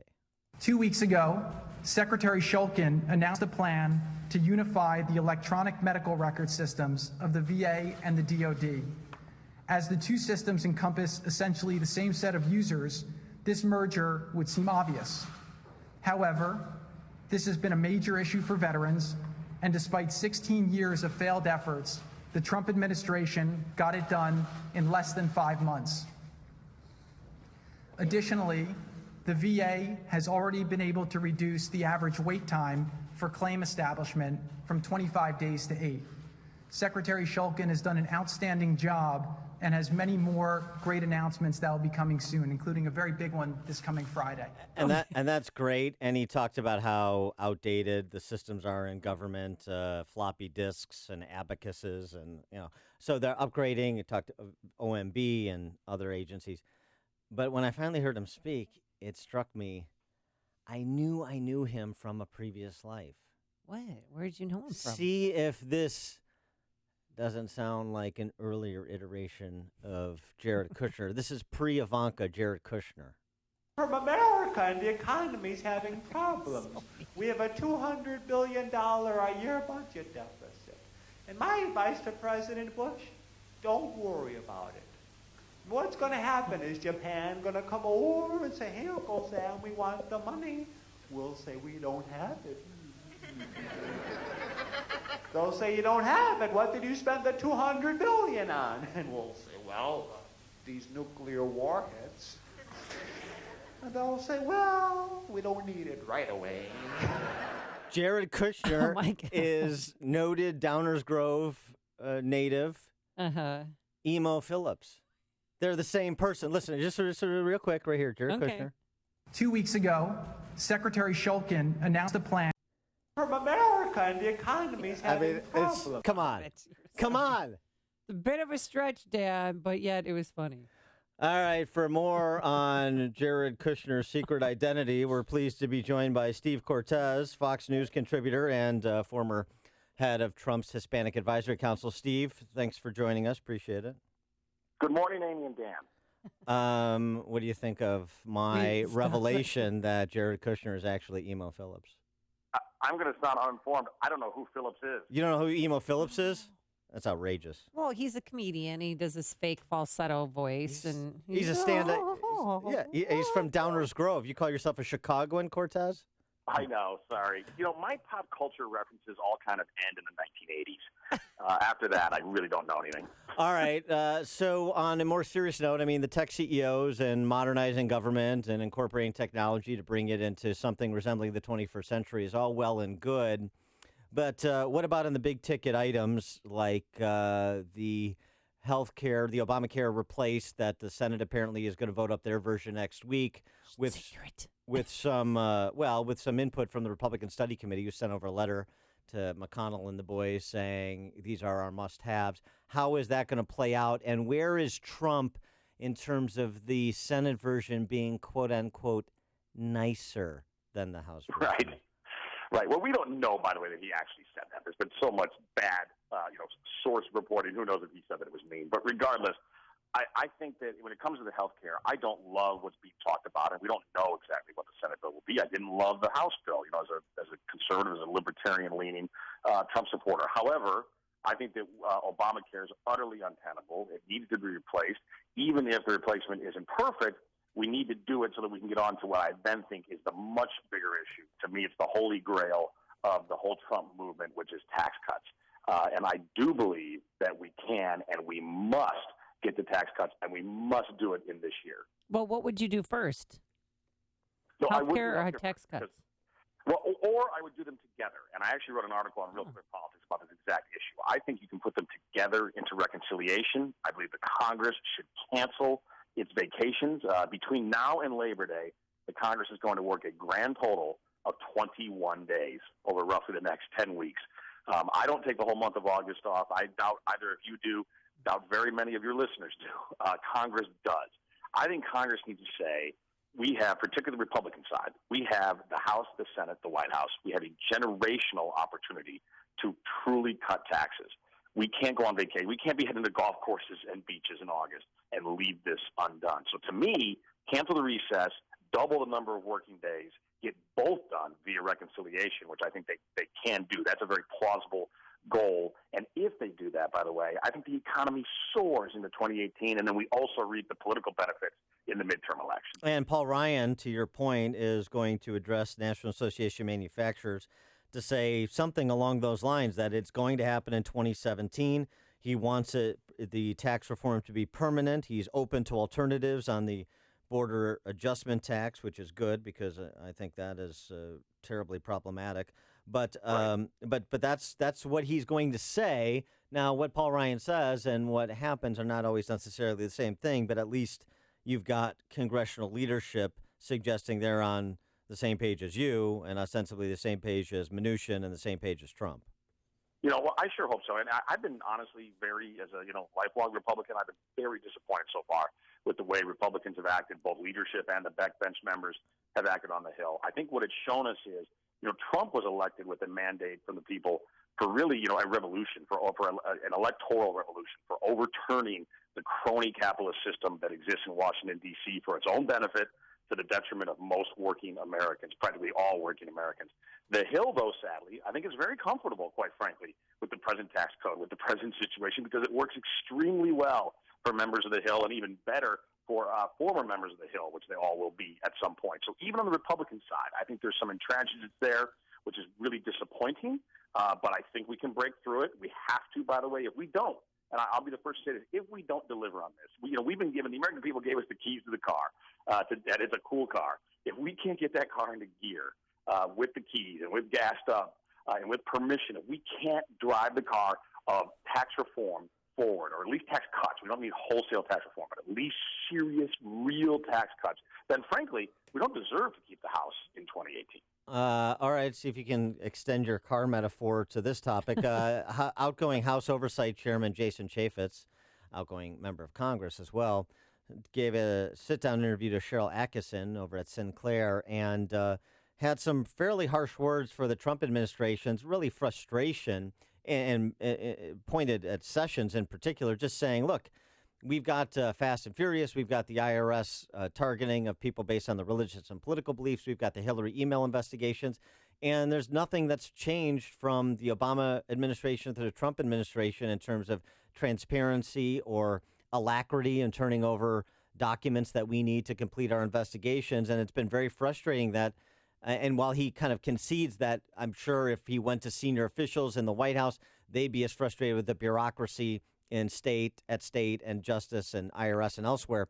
But Koskinen is still the IRS commissioner, and there hasn't been enough done fast enough to root out intransigent bureaucrats to drain the swamp in some of these agencies. And does Chaffetz have a point about that? Dan, I think he does. And I'm not often very critical of the president, but in this case, I think the criticism is probably warranted. Now, I would also say there's a lot of heavy lifting going on, right? And you can't juggle every ball possible that you might want to at one time. But having said that, yes, I think the administration, I'm not part of it, but I think the administration has been too slow to root out people like Koskin, bureaucrats who certainly don't have the best interests of the administration at heart and probably don't have the best interests of the taxpayer at heart either. So I think we need to be more diligent about that and, frankly, more diligent about more political hires. I think part of the problem is in a lot of these agencies, and I've talked to some of my friends and colleagues from the campaign who are now in the administration, is they walk into a place like state and, they're practically walking into enemy territory because you've got right now at a lot of these agencies, you have the secretary, the cabinet member, but then you only have a handful more of political appointees when there should be a few dozen. So, you're not exactly walking in with a posse.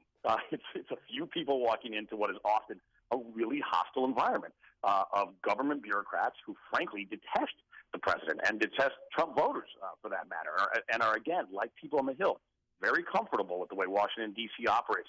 I think most Americans would be shocked to learn 5 of the 6 richest counties in America by median income are in the Washington, D.C. area. That's not because Washington is more innovative and works harder than the rest of America. It's not because it's Silicon Valley or it's biotech and they're curing cancer. It's because of government. It's because Washington, D.C. has created for itself a system which is incredibly beneficial to Washington, D.C. at the expense of the rest of us. So I agree, though. I think the president and the White House need to get more diligent about draining that swamp, particularly when it comes to bureaucrats. So today in Georgia's 6th congressional district, the polls are now open. They have been for about an hour and a half. If Ossoff wins, how will that be a loss for President Trump, and what does that mean for the midterm elections? Amy, I don't think it's that relevant, and here's why. Trump barely won that district. So this is not, by any stretch, a heavy Trump district. Yes, it is a traditionally Republican district, but not the kind where Trump did well.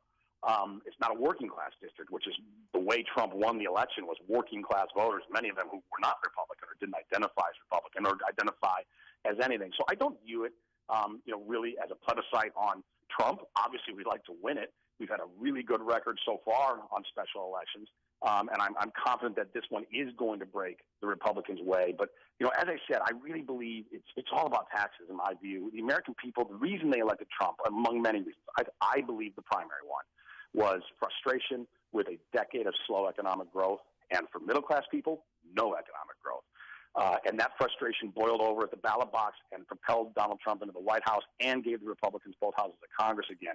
If we deliver on tax cuts, which I believe will then compel really real economic growth going forward, and quickly, I think. And by the way, don't take my word for it. Look at the stock market, which isn't always right, but the stock market is soaring in anticipation of the higher growth that lies ahead. I think in this case, markets are being very smart. We are going to pass this. If we do that, then we're going to win a lot of districts like the Georgia 6, even if we don't win that one right now. He is Steve Cortes, Fox News contributor, former Donald Trump Hispanic Advisory Council chairman. Steve, thanks for joining us. Appreciate it. Thanks for having me. And he joined us on our turnkey.pro answer line. It's news, opinion, insight. This is Chicago's Morning Answer on AM 560. The Answer. Dan, could I please introduce you to the Teacher of the Year? He's got a message, and if he had one question for President Trump, what would it be? But first, here's your forecast. Dan's playing in a big tournament today. Your tee time's at 2 o'clock, and that might be a little dicey, but you're south of the city, so you might be able to get in your 18 rounds of golf. Sunshine, storms in places, mainly We're north. just going to go ahead and play one round today. Oh, one round, 18 holes. one round of 18. Oh, that's right, because I don't know how to play golf. I forgot. High today of 77 degrees, and then tomorrow, a great day. Partly sunny skies, warmer, a high of 81. Let's get into our Alarm Detection Systems Traffic Center. Here is Jim Telemonte. Thanks, Amy and Dan. Good morning. The Edens is running 25 minutes either way between Lake Hook and Montrose. Inbound Kennedy, heavy after a crash at Sayre. 45 minutes, O'Hare to downtown. Outbound 52. The Eisenhower's an hour and 6 minutes. Thorndale to the post office. Outbound 57 minutes. Stevenson, an hour and 10 minutes. 3:55 to the drive. Outbound an hour 15. Ryan is 30 minutes, 95th to downtown. Tri-State delays are northbound, 115th to 75th. And from the Reagan Tollway to the Grand Avenue Curve, the Reagan Tollway slow, Mill to 355, and Highland to the Eisenhower. Veterans Memorial slow, 75th most of the way to St. Charles. And the Army Trail toll to 290, eastbound 8094, now stop and go central to Ripley. I'm Jim Talamonte in the Alarm Detection Systems Traffic Center. What's the text message? Oh, could you say it? Jared Kushner reminds me of a Ken doll, smooth down there, and he's running our country. Hey, if you haven't bought a MyPillow yet, why not? Maybe you've seen them in a store, but the radio deal using my name, Amy, as the promo code is a much better deal. In fact, it's the best deal available. And in June, you'll receive the 50% discount on the MyPillow 4-pack. That's 2 premium MyPillows and 2 Go Anywhere MyPillows for 50% off, and you can move the fill to give you the exact support you need, regardless of sleep position. You'll get into deep sleep faster and stay there longer. No more waking up to a stiff neck or headache. And our friend Mike Lindell manufactures them in America using only American labor. Wash them and dry them. They're hypoallergenic, and there's a 10-year warranty, 60-day money-back guarantee. You've got nothing to lose. Call 800-489-0201. That's 800-489-0201. Use the promo code Amy, or go to mypillow.com, promo code Amy. When a local manufacturer suffered an employee accident at their factory, McPherson Public Affairs Group was called in to handle crisis communications with the media, the general public, and the manufacturer's employees. When a local unit of government needed assistance in pushing a significant regional highway issue forward, McPherson Public Affairs Group was called in to manage the public, media, and legislative outreach campaign. When national trade associations and corporations need public outreach and communications campaigns in Illinois and throughout the Midwest, they count on McPherson Public Affairs Group to get the job done. McPherson Public Affairs Group is a full-service public affairs and public relations firm based in LaGrange, Illinois. They'll work with you to create a strategy and see it through. Contact them for a free consultation when you face public relations challenges or need media and spokesperson training for your executive team. 312-882-2473 or on the web at McPhersonPublicAffairs.com. Are you facing foreclosure, been foreclosed upon, in a bad modification, or just stuck in a bad mortgage? Well, we may be able to help you. My name is Lou Bridges. I'm an attorney with the law firm of Lou Bridges & Associates. We've been helping distressed homeowners like you for over 8 years now. We defend foreclosure actions. We bring claims against the banks and the servicers for wrongful foreclosure and other violations of mortgage servicing regulations. And we help people negotiate modifications of their existing mortgages, often including principal reductions. Give us a call. We provide free consultations. I guarantee you it will not be a sales pitch. We will give you our honest analysis, counsel, and advice regarding your options. Hi, this is Rayanne from Lou Bridges & Associates. I am one of the loan modification processors here, and if you are in need of any additional information in regard to a loan modification, please contact the office. Go to bridgeslaw.net or call 224-513-1231. That's 224-513-1231. Remember, people, never give up the land. Fight for truth and justice. You do that, and I guarantee you'll never be alone. Hey, you've heard how Automated Systems excels at assisting companies with systems integration and FDA compliance. But they're also a staffing leader. They supply handpicked elite leadership, subject matter experts, and proven technical professionals in engineering, quality control, and FDA compliance to support the life sciences field in executing mission-critical projects. ASI provides highly specialized pros to deliver projects on time and budget. Don't pay a lot more to a big consulting firm, and don't trust the big temp agencies to supply the talent you need. Call Laz, my friend Laz at Automated Systems, when failure isn't an option. ASI is retained by all of Chicagoland's Fortune 500 life sciences companies, from big pharma to startups, and excel through a culture of excellence in execution. For a staffing, compliance, or automation evaluation, call Laz now at Automated Systems at 844-HIRE-ASI or visit AutomatedSYS.com. That's 844-HIRE-ASI or AutomatedSYS.com. You are about to hear from Dr. Douglas Howard. After 20 years and tens of thousands of success stories, Balance of Nature is still the only pure whole food supplement available. Balance of Nature has served more than 500 million servings of fruits and vegetables. Don't accept imitations, copies, or substitutions. Our success stories are unique to Balance of Nature's fruits and veggies. You'll know you have the real thing when you open the bottles and see, smell, and taste real produce. It is worth every penny I pay because they really have made such a difference in my life. It is making me feel a whole lot better. Even my doctor thought it was a good product. Take Dr. Howard's Health Challenge and find out how to get 2 free sets of fruits and veggies. We'll even ship them to you for free. Call now for details. Call 800-2468-751. That's 800-2468-751. Or go online to balanceofnature.com. Use promo code CHICAGO. AM 560, The Answer. So excited, Dan. Meet teacher Not of as the excited year. as that teacher. Nicholas Janopoulos. He is a special ed teacher for the Beacon Charter High School for the Arts in Woonsock, Rhode Island. And his picture is going viral because he appeared with the president and First Lady Melania with a fan. And why did you bring the fan? Okay, so the fan, it came from Venice, actually. It was it was a souvenir that my husband brought back from a trip to Venice. And you know, he left it around the house for a long time, and I eventually just sort of acquired it and added it to my repertoire of campy accessories. And so he brought it to the White House. Who doesn't have a repertoire of campy accessories? You know, I'm an openly queer person, and my entire life I haven't really fit in with the standard narrative of what it means to express your gender as a male. You know, I've been visibly gay my entire life. There's just no hiding it. My mannerisms, the way I speak, my fashion sense. Okay, so how did POTUS feel about the fan? So I walked right into the Oval Office, and I popped open the fan right away, just to give myself a little fan and be a little campy for a moment. And the president immediately said, you know, oh, I like the fan.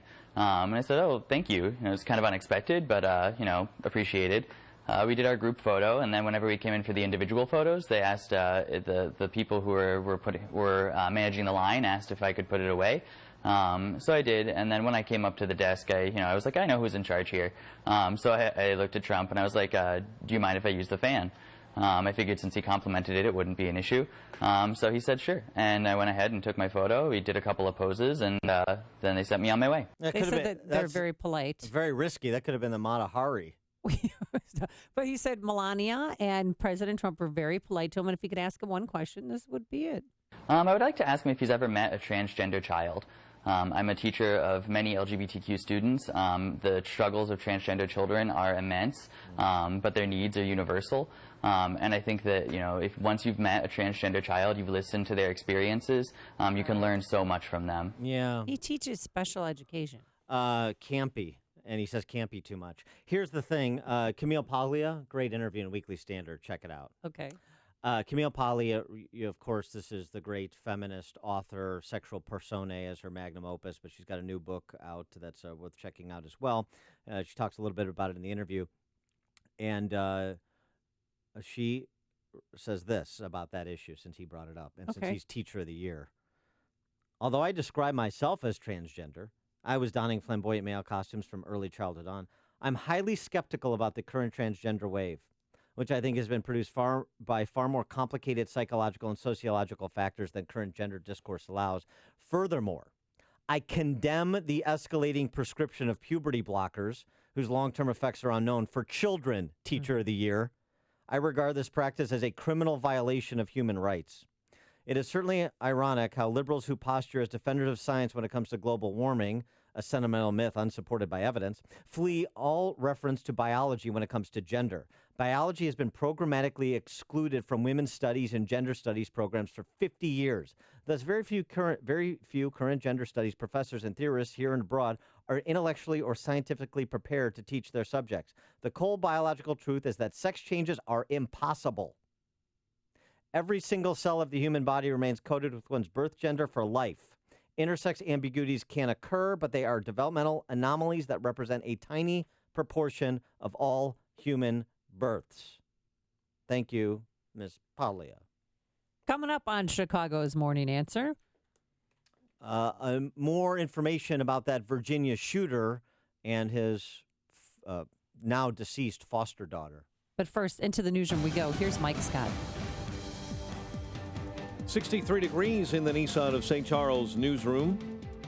Nissan of St. Charles is the home of the Lifetime Advantage warranty. Democrats are trying to slow down the business of the Senate to protest Republican negotiations on drafting a health insurance reform bill. My constituents are Americans, just like the constituents in Republican states are Americans. They deserve to know what's about to happen to them.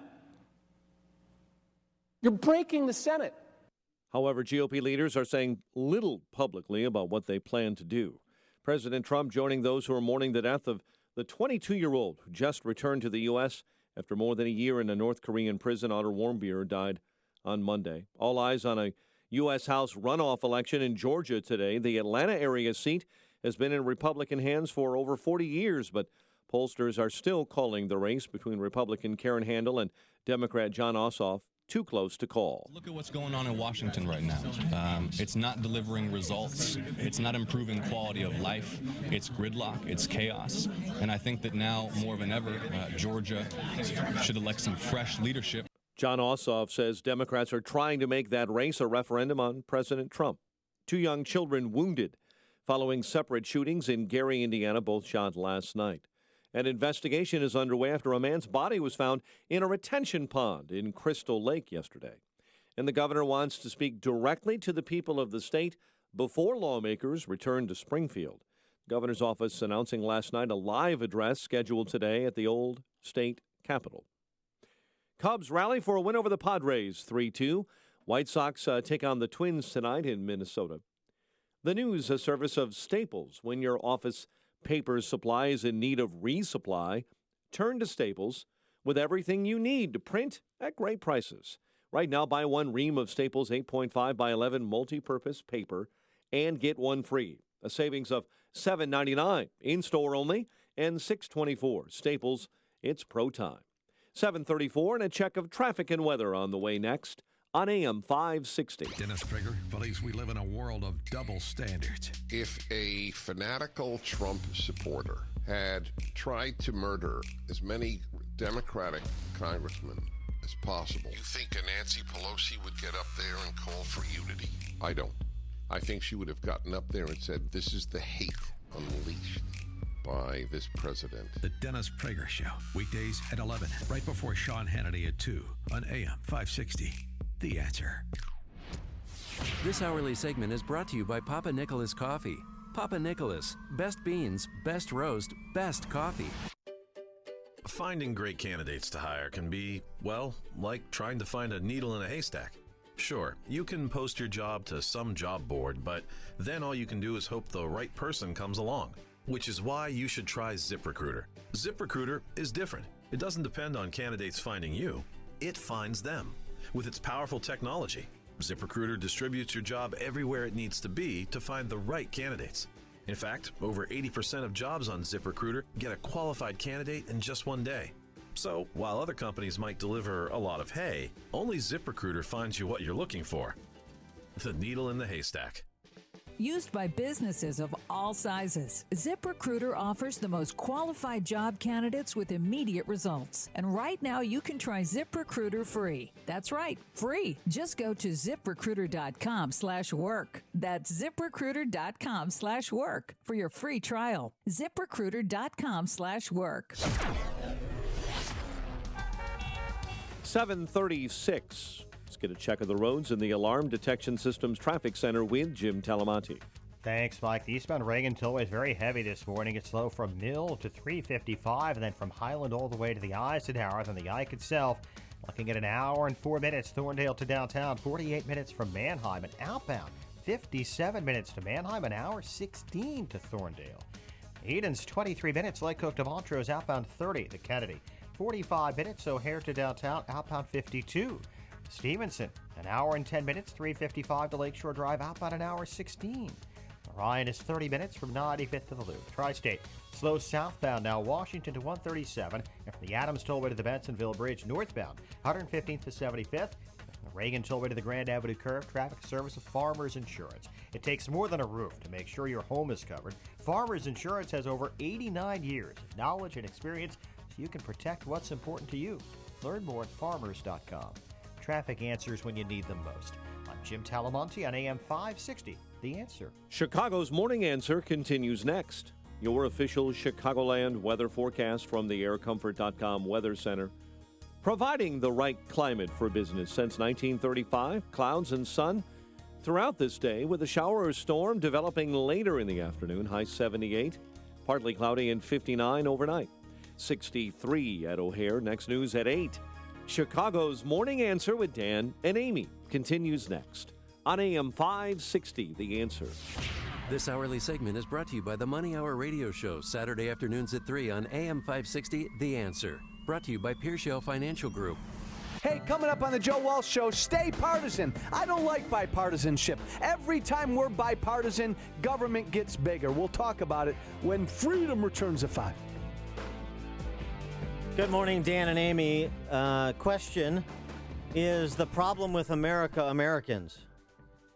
And should we deport Americans, or even politely ask them to leave, who are no longer contributing or no longer knowledgeable about America, its founding principles, its promise, and replace them with those who want to come to this country but can't, or are here illegally, and better represent the values of America than do U.S. citizens. This is the topic. This is the topic of a piece written by Brett Stevens, formerly of the Wall Street Journal, now of the New York Times. Only mass deportation can save America. Here's his argument. By the way, 312-642-5600, turnkey.pro answer line is the call-in number if you want to answer that question. So people that are on welfare, maybe? Get rid of people who are on No. welfare, It's much deeper than that. Okay. He writes, the United States has too many people who don't work hard, so that's part of it, don't believe in God, don't contribute much to society, and don't appreciate the greatness of the American system. They need to return whence they came. I speak of Americans whose families have been in this country for a few generations, complacent, entitled, often shockingly ignorant on basic points of American law and history. They are the stagnant pool in which our national prospects risk drowning. and he goes through some data. A study by Cato Institute notes that non-immigrants are incarcerated at nearly twice the rate of illegal immigrants and at more than 3 times the rate of legal ones. Educational achievement. Just 17% of the finalists in the 2016 Intel Science Talent Search were children of United States-born parents. At the Rochester Institute of Technology, just 9.5% of grad students in electrical engineering were non-immigrants. Religious piety, especially the Christian variety. More illegal immigrants identify as Christian, 83%, than do Americans, 70%. Business creation. Non-immigrants start businesses at half the rate of immigrants and accounted for fewer than half the companies started in Silicon Valley between 95 and 05. The out-of-wedlock birth rate. United States-born mothers exceeds the rate for foreign-born moms, 42 to 33%. The rate of delinquency and criminality among non-immigrant teens considerably exceeds that of their immigrant peers.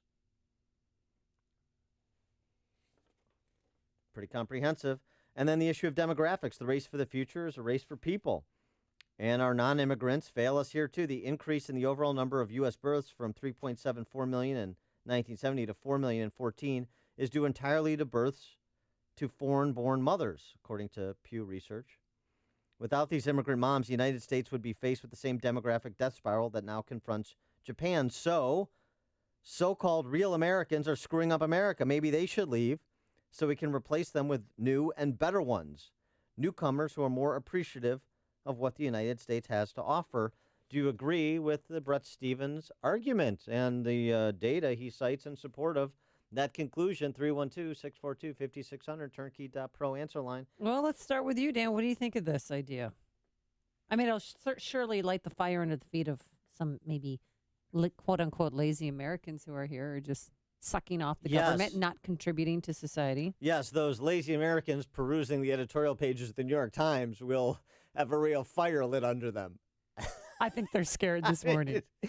They've received their copy. They're on notice. Here's what I think. I think Stephens has a point, but it's limited.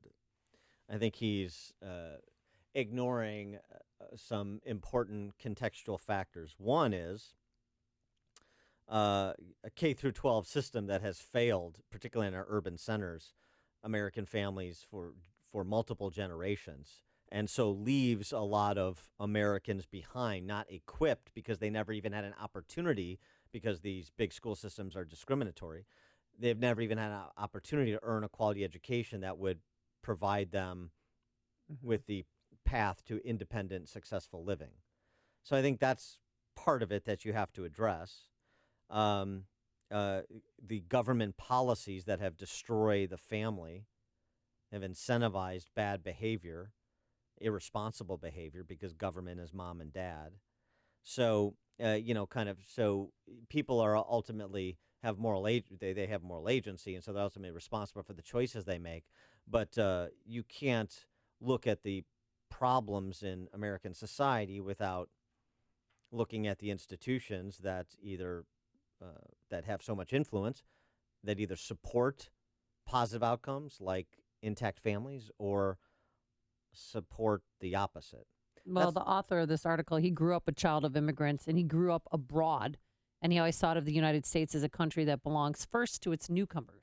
Well, I mean, the people who strain hardest to become a part of it because they realize that it's precious. Well, and here's the other thing, too. It's a bit of he's making a point that is in search of an argument, generally speaking. I'm not opposed to legal immigration. I'm a proponent of legal immigration. So you can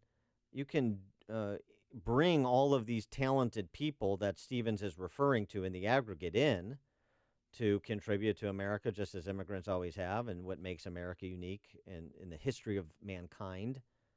You can continue to do that. You can also have the rule of law. The two things are not mutually exclusive. We sometimes think if you are for a temporary ban, as Trump has proposed, to make sure we can vet the people coming into this country, that means you're anti-immigrant. No, it doesn't. It means I want people coming to this country that are going to be electrical engineers that graduate from the Rochester Institute of Technology per Brett Stevens' piece, and I want immigrants who are going to be finalists in the Intel Science Talent Search, and I want immigrants who appreciate the underpinnings of a free society that America is and should always be, and I want immigrants who believe in God and are Christian. But I'm not exclusively people that are other faith, but believe in peaceful pluralism. So, yeah, of course. You can have the rule of law, Brett Stevens, and you can also be pro-immigrant and pro-melting pot and pro-assimilation and pro, this unique idea that is America. So that's where I think he's being a little bit disingenuous. He's casting people who support things like, implicitly, support things like the temporary travel ban or dealing with the problem of people coming here illegally as nativists who are opposed to people coming to this country altogether. And that's just not true for most people who support those policies. 312-642-5600 is our turnkey.pro answer line. How do you feel about DACA, though? Those, 800,000 people who are here because they're children of illegal immigrants. Jocelyn in Maywood, you're on Chicago's Morning Answer. Hi, good morning. God bless you for everything that you do educating American people. I was born in the Philippines, and I keep telling everybody, you don't know how lucky you are, because once I took an oath as a U.S. citizen, I promised to follow the Constitution. Because if you come from third world countries under martial law and communism, maybe they should visit so they will learn how lucky you are to be an American. Thanks for the call, Jocelyn. Appreciate that. It's an excellent point, and it's one that is made often by immigrants who come from countries that were under the thumb of dictators. Yeah, or live abroad. Study abroad if you can. That's what I urge all college students to do, because you will learn and appreciate America that much more. And see, here's the other thing about America. The rule of law, not the rule of men. And that's what separates us, ostensibly, from the rest of the world, so long as we maintain the rule of law over the rule of men. That's being eroded. So Brett Stevens has to answer if he wants to caricature those who want the rule of law when it comes to immigration. Stories like this. You know that 17-year-old Muslim girl in Virginia that was murdered? Mm-hmm. And there were calls, because people suspected it could be a hate crime. There were calls for a full investigation and accounting and Muslim rights groups. I got press releases from them. This is I got to pull this up here.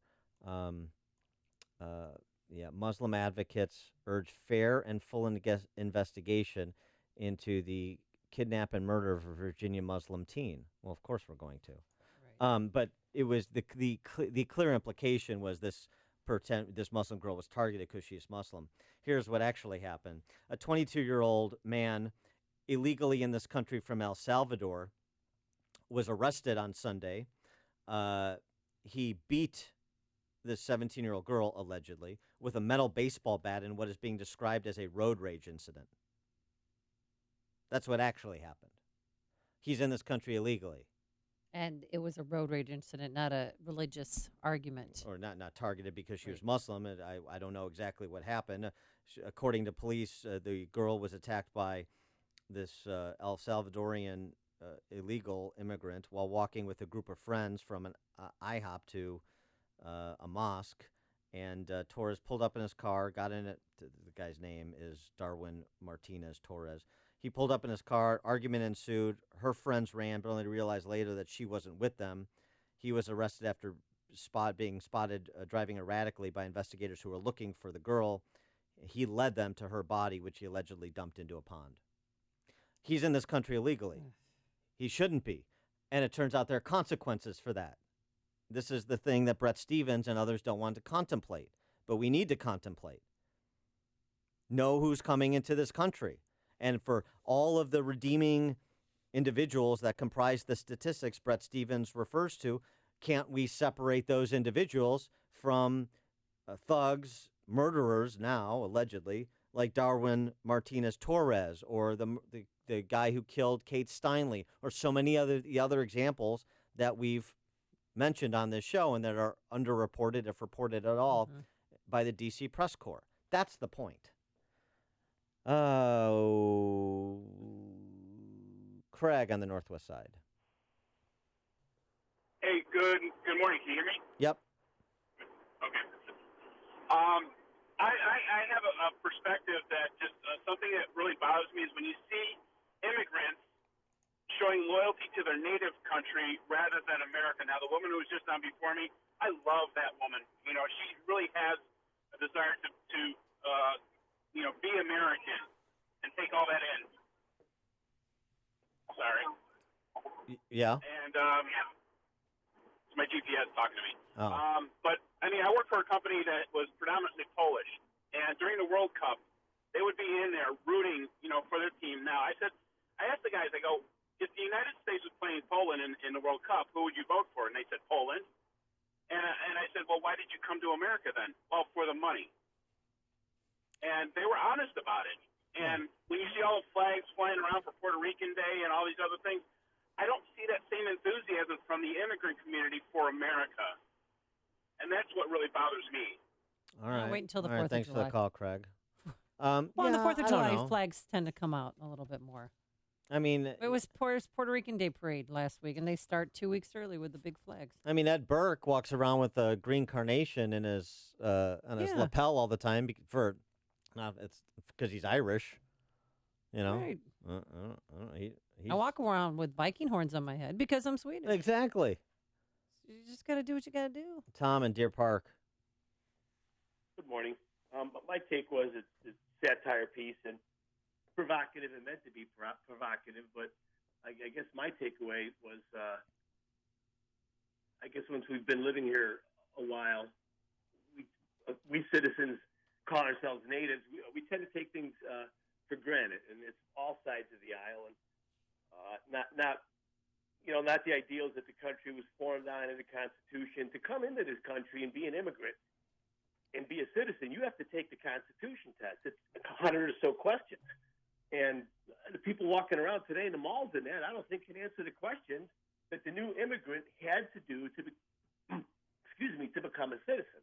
So that's my takeaway from it. Yeah, how about members of Congress trying to take that test? Thanks for the call, Tom. It's a fair point. I mean, I think there clearly are some Americans who want us to be some kind of European socialist democracy, quote unquote, and that's the Democrat Party of the United States. Right. So, and is there complacency across the board? Sure, there is. Not everybody, but I mean, across demographics, sure, there's some of that. Of course, there is.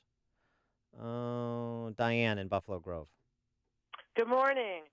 Mr. Stevens has way skewed and incorrectly used lots of statistics. And I would also throw out that the biggest statistic that he has omitted that is an accurate one is that when new immigrants come and flood certain school districts, the intelligence of the school district goes way down. And then, of course, to have teachers to teach in several foreign language, the budget needs to go way up. And who pays for that? But what he cited, his statistics, are not accurate if you put in all of the immigrant community. He has isolated but a fraction, okay? And if we wanted to, we could take when he says, gee, Americans don't do as well at Rochester Institute of Technology and elsewhere. I'll look at the entirety because I have additional data that disproves what he says. Okay. I'm not claiming that the immigrants in grad schools do poorly. They do quite well. They do ferociously well. But what you cited as what he cited as statistics for the grad school, those are not accurate. Thanks for the call, Diane. I mean, there's a lot of variance across demographics, too, both immigrant and non-immigrant communities. David in Forest Park. Hey, how are you, Dan and Amy? Hey, good. Great. I just wanted to comment on everybody that's calling in. I myself, I'm an immigrant. I still fly the flag of the original country I came from. That's just my identity of who I am and what I associate myself with. That does not mean that I'm not grateful for such an amazing country as America. I actually get up every morning and thank God for this country. We work harder than spoiled kids in school here because we know what it means not to have food. We know what it means not to be safe. I feel like American kids are sometimes just spoiled from the get-go, and they don't know what real life means, and they're fighting over gender identity as opposed to fighting for your life. Yeah, right. Yeah, right. Thanks for the call, David. Appreciate that. The more you listen, the more you'll know. This is Chicago's Morning Answer. Morning Answer on AM 560. The Answer. I'm Chris Walls, and I'm a truck driver from Missouri. For 13 hours a night, I sit in my truck and I drive. Out of boredom, I'll stop and eat. If I'm not doing fast food, I guarantee there's a bag of chips open on my dashboard. That was all until Andro 400. I started out 4 months ago, and since taking Andro 400, I have dropped 45 pounds. I'm sleeping better. There's no cravings. I actually don't even think about food. My knee pain went away. I've had some lower back issues, and I've noticed that went away, and I can only contribute that to Andro 400. One thing that Andro 400 said on the radio ad is it attacks belly fat. Well, let me tell you, it did. The second month is where I saw a drastic change in the size of my stomach. I've lost 6 inches. This product really does work. So guys, if you'd like to experience similar results, then get Andro 400. The safe, natural, and inexpensive way to boost your testosterone. Go to andro400.com or call 888-400-0435. 888-400-0435. Upstream-ideas.com, premium content that enhances what we do each morning on this show, our digital platform, which provides complimentary video series to Chicago's Morning Answer. Podcast of Illinois Rising, covering state policy and politics, of course, focused on the special session, which starts tomorrow. In addition to long-form interview series on Against the Current, 2-minute warnings and dollars and cents, which delineate bad actors in public office and how they are or are not spending your taxpayer would be redundant, your tax dollars, I should say, as well as our new series, Heart of the Matter, which is women discussing the salient issues of the day, colleague to colleague. It's all at upstream-ideas.com. Sign up today. I hate cleaning my gutters. I kept hearing ads for that gutter guard system, so I thought, why not? I'll get an estimate. I was shocked. I never thought gutter guards could cost so much. Then I heard about Spring Rock gutter guards. The estimate is free, so it made sense to at least compare them. I was shocked again by how much money they saved me. I'm talking thousands, like enough to take my family to Disney World. They take a different approach to gutter protection. A completely closed design keeps all types of debris out of your gutters. Sure, those higher-priced systems may keep the leaves out, but Spring Rock gets the job done at up to half the price with no compromise on quality. Spring Rock also comes with the same lifetime warranty. If the gutter system ever clogs, they will clean it out for free, no questions asked. Same result for less money. That's smart.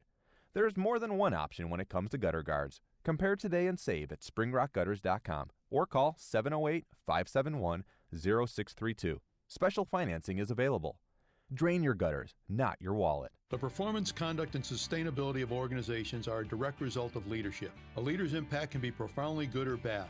We've experienced the devastating impact of unethical, selfish, and corrupt leaders. We've also experienced the impact of good and caring leaders whose honesty, integrity, and ethical conduct have created great organizations and a legacy of goodwill. Our challenging times require courageous, values-driven leaders to step up to these challenges. My name is Rich Panico. I am the founder and CEO of Integrated Project Management Company, IPM. I am blessed to lead a wonderful family of talented and caring leaders. Join us as we strive to change the world, one project at a time. Trust IPM, the consulting industry's leader at executing your critical initiatives. For almost 3 decades, IPM has planned and executed projects in the life sciences, healthcare, consumer, and industrial sectors with honesty and integrity. Visit IPMCinc.com. That's IPMCinc.com. Or call Integrated Project Management's Chicago office at 630-789-8600. Balance of Nature's fruits and veggies. I had gout in both my knees, and it's gone. Well, I'm pretty stupid. I should have ordered it 15 years ago. It's the most effective product that I've ever bought in my life. He had eczema on his hand, and it cracked for years. He did anything from doctor, every cream, everything. And 3 months on the veggies and fruit, it was gone. They're just awesome. They keep asking me, what am I doing? I told them what I did with my cholesterol. I had the blood test, right? And it went down 100 points. 262, now it's 162. Everything is just perfect. Balance of Nature is celebrating its 20th anniversary by providing you the best offer they've ever given. 2 free months of fruits and veggies and free shipping. Call now for details. Call 1-800-2468-751. That's 1-800-2468-751. Or go online to balanceofnature.com. Use promo code Chicago. AM 560, The Answer. Coming up on Chicago's Morning Answer. Underreported heroism aboard the USS Fitzgerald at 8:08. But first, into the newsroom we go. Here's Mike Scott. CPS borrowing more money and the search for a missing U of I scholar continues. WIND Chicago News Time, 8 o'clock. Is it a preview of 2018? I'm Dave Anthony, Fox News. I feel very, very optimistic about today. Republican Karen Handel hoping to fend off a Democratic attempt to flip a red House seat blue in Georgia's 6th Congressional District. Republicans are motivated. They do not want someone who lives outside of the district coming in and representing them. Democrat John Ossoff has raised a lot of money from outside the state. The $50 million spent and all makes it the most expensive House race ever. The whole world is watching this race right now. Some Democrats have made this like a referendum on President Trump, who's fired off many tweets backing Handel, all that overshadowing another special election today in South Carolina. Fox's Tanya J. Powers details that live. Dave, in South Carolina's 5th District, the race is between millionaire developer Ralph Norman, who has aligned himself with President Trump, and former Goldman Sachs tax advisor Archie Parnell. It's gotten the attention of some big-name backers, but it still remained kind of low-key in comparison to that Georgia race. Democrats held the South Carolina seat for more than 100 years until President Trump's now budget director Mick Mulvaney defeated longtime incumbent John Spratt back in 2010. Dave. Tanya, more U.S.-Russian tension. Two American officials tell Fox an armed Russian fighter jet buzzed a U.S. Air Force reconnaissance plane in the Baltic Sea, getting within 5 feet yesterday. The same day, Russia said U.S.-led coalition warplanes could be targets in Syria after a U.S. fighter jet shot down a Syrian fighter for bombing U.S.-backed rebels. They're in for another scorcher in the Southwest. It's already nearly 90 degrees in Vegas at 6 a.m., headed up to 118. Could hit 120 in Phoenix. So hot, American has to ground some smaller planes that can't handle this heat. Dozens of flights canceled. Well, I can't curse on air, but that was my first reaction. Disappointment. Excessive heat warnings also for much of California. And in the Gulf of Mexico, a tropical storm may form today and threaten Louisiana's coast later in the week. Fox News, fair and balanced. Brilliant sunshine on this first day of summer. 63 degrees at 8:02 on AM 560. The Answer. Good morning. I'm Mike Scott in the Nissan of St. Charles newsroom. Nissan of St. Charles, home of the Lifetime Advantage warranty. 2 young children wounded following separate shootings in Gary, Indiana. Both shot last night. One incident happened in the 4300 block of West 19th, while the other took place on Chase Avenue. The conditions of the children will be updated later today. An investigation is underway after a man's body was found in a retention pond in Crystal Lake. An autopsy to determine the cause of death scheduled for this afternoon. Chicago Public Schools are borrowing another large chunk of money. J.P. Morgan loaning the district $275 million to keep schools operating through the month and to make a major teacher pension payment. The reward for information about a missing University of Illinois scholar is now at $50,000.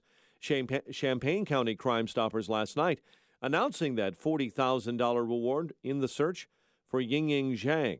The money would be in addition to a $10,000 FBI award already offered. 2 Indiana teens are being kept in custody after being accused of taking part in a gang-related shooting that wounded 2 girls attending an end-of-school picnic.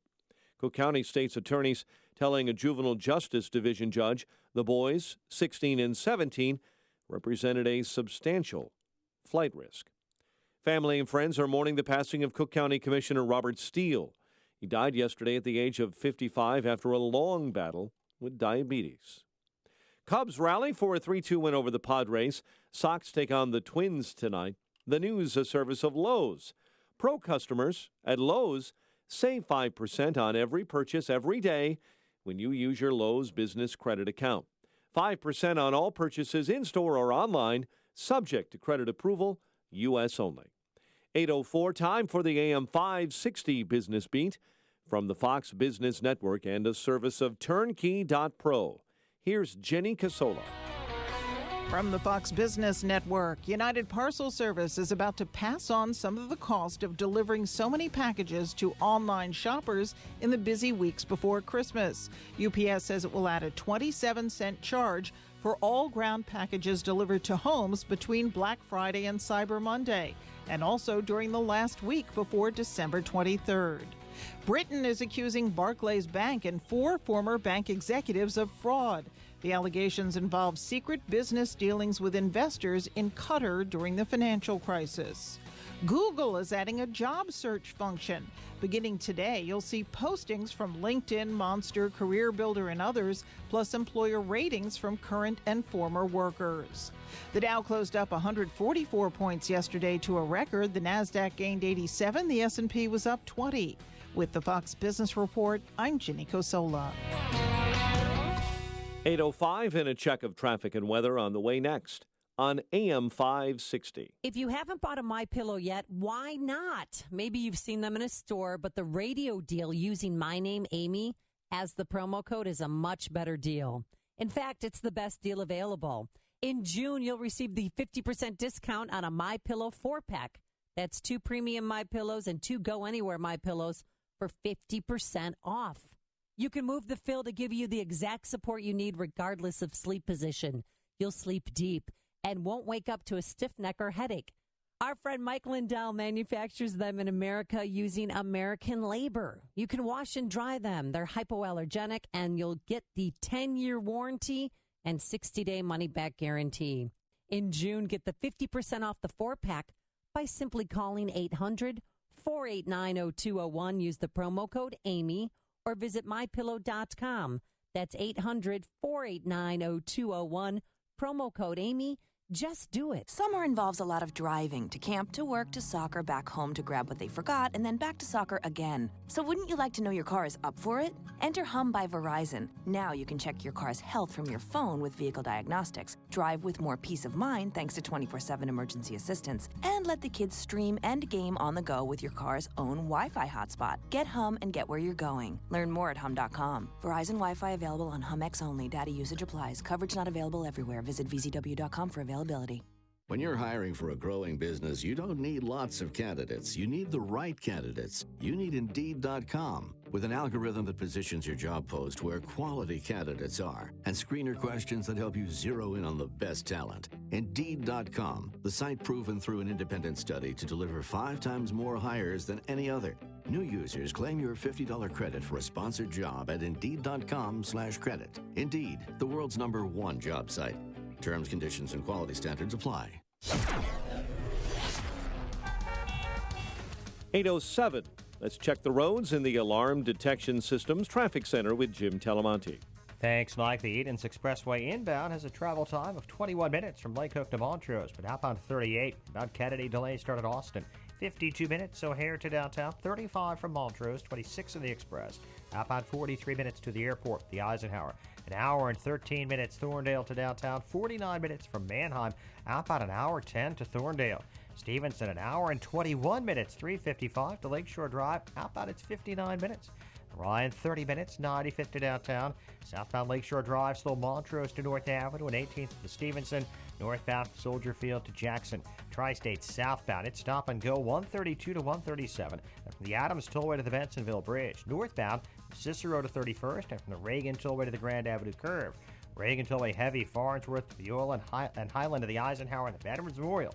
Slow about most of the way to 290. Traffic answers when you need them most. I'm Jim Talamonte, AM 560, The Answer. Chicago's Morning Answer continues next. Your official Chicagoland weather forecast from the AirComfort.com Weather Center and our meteorologist, Kevin Snyder. Clouds and sun today with a shower or thunderstorm around, mainly later in the day with a high 78. Partly cloudy night till 59. Tomorrow, partly sunny with a high 81. And at night, cloudy with a shower or thunderstorm around late at night with a low 66. I'm Kevin Snyder on AM 560, The Answer. 63 and sunshine at O'Hare. Next news, 8:30. Chicago's Morning Answer with Dan and Amy continues next on AM 560, The Answer. This hourly segment is brought to you by Get Down to Business with Shalom Klein, the show for business and jobs powered by Tandem HR. Heard Sunday evenings at 6. This is Chicago's Morning Answer with Dan Proft and Amy Jacobson on AM 560. The Answer.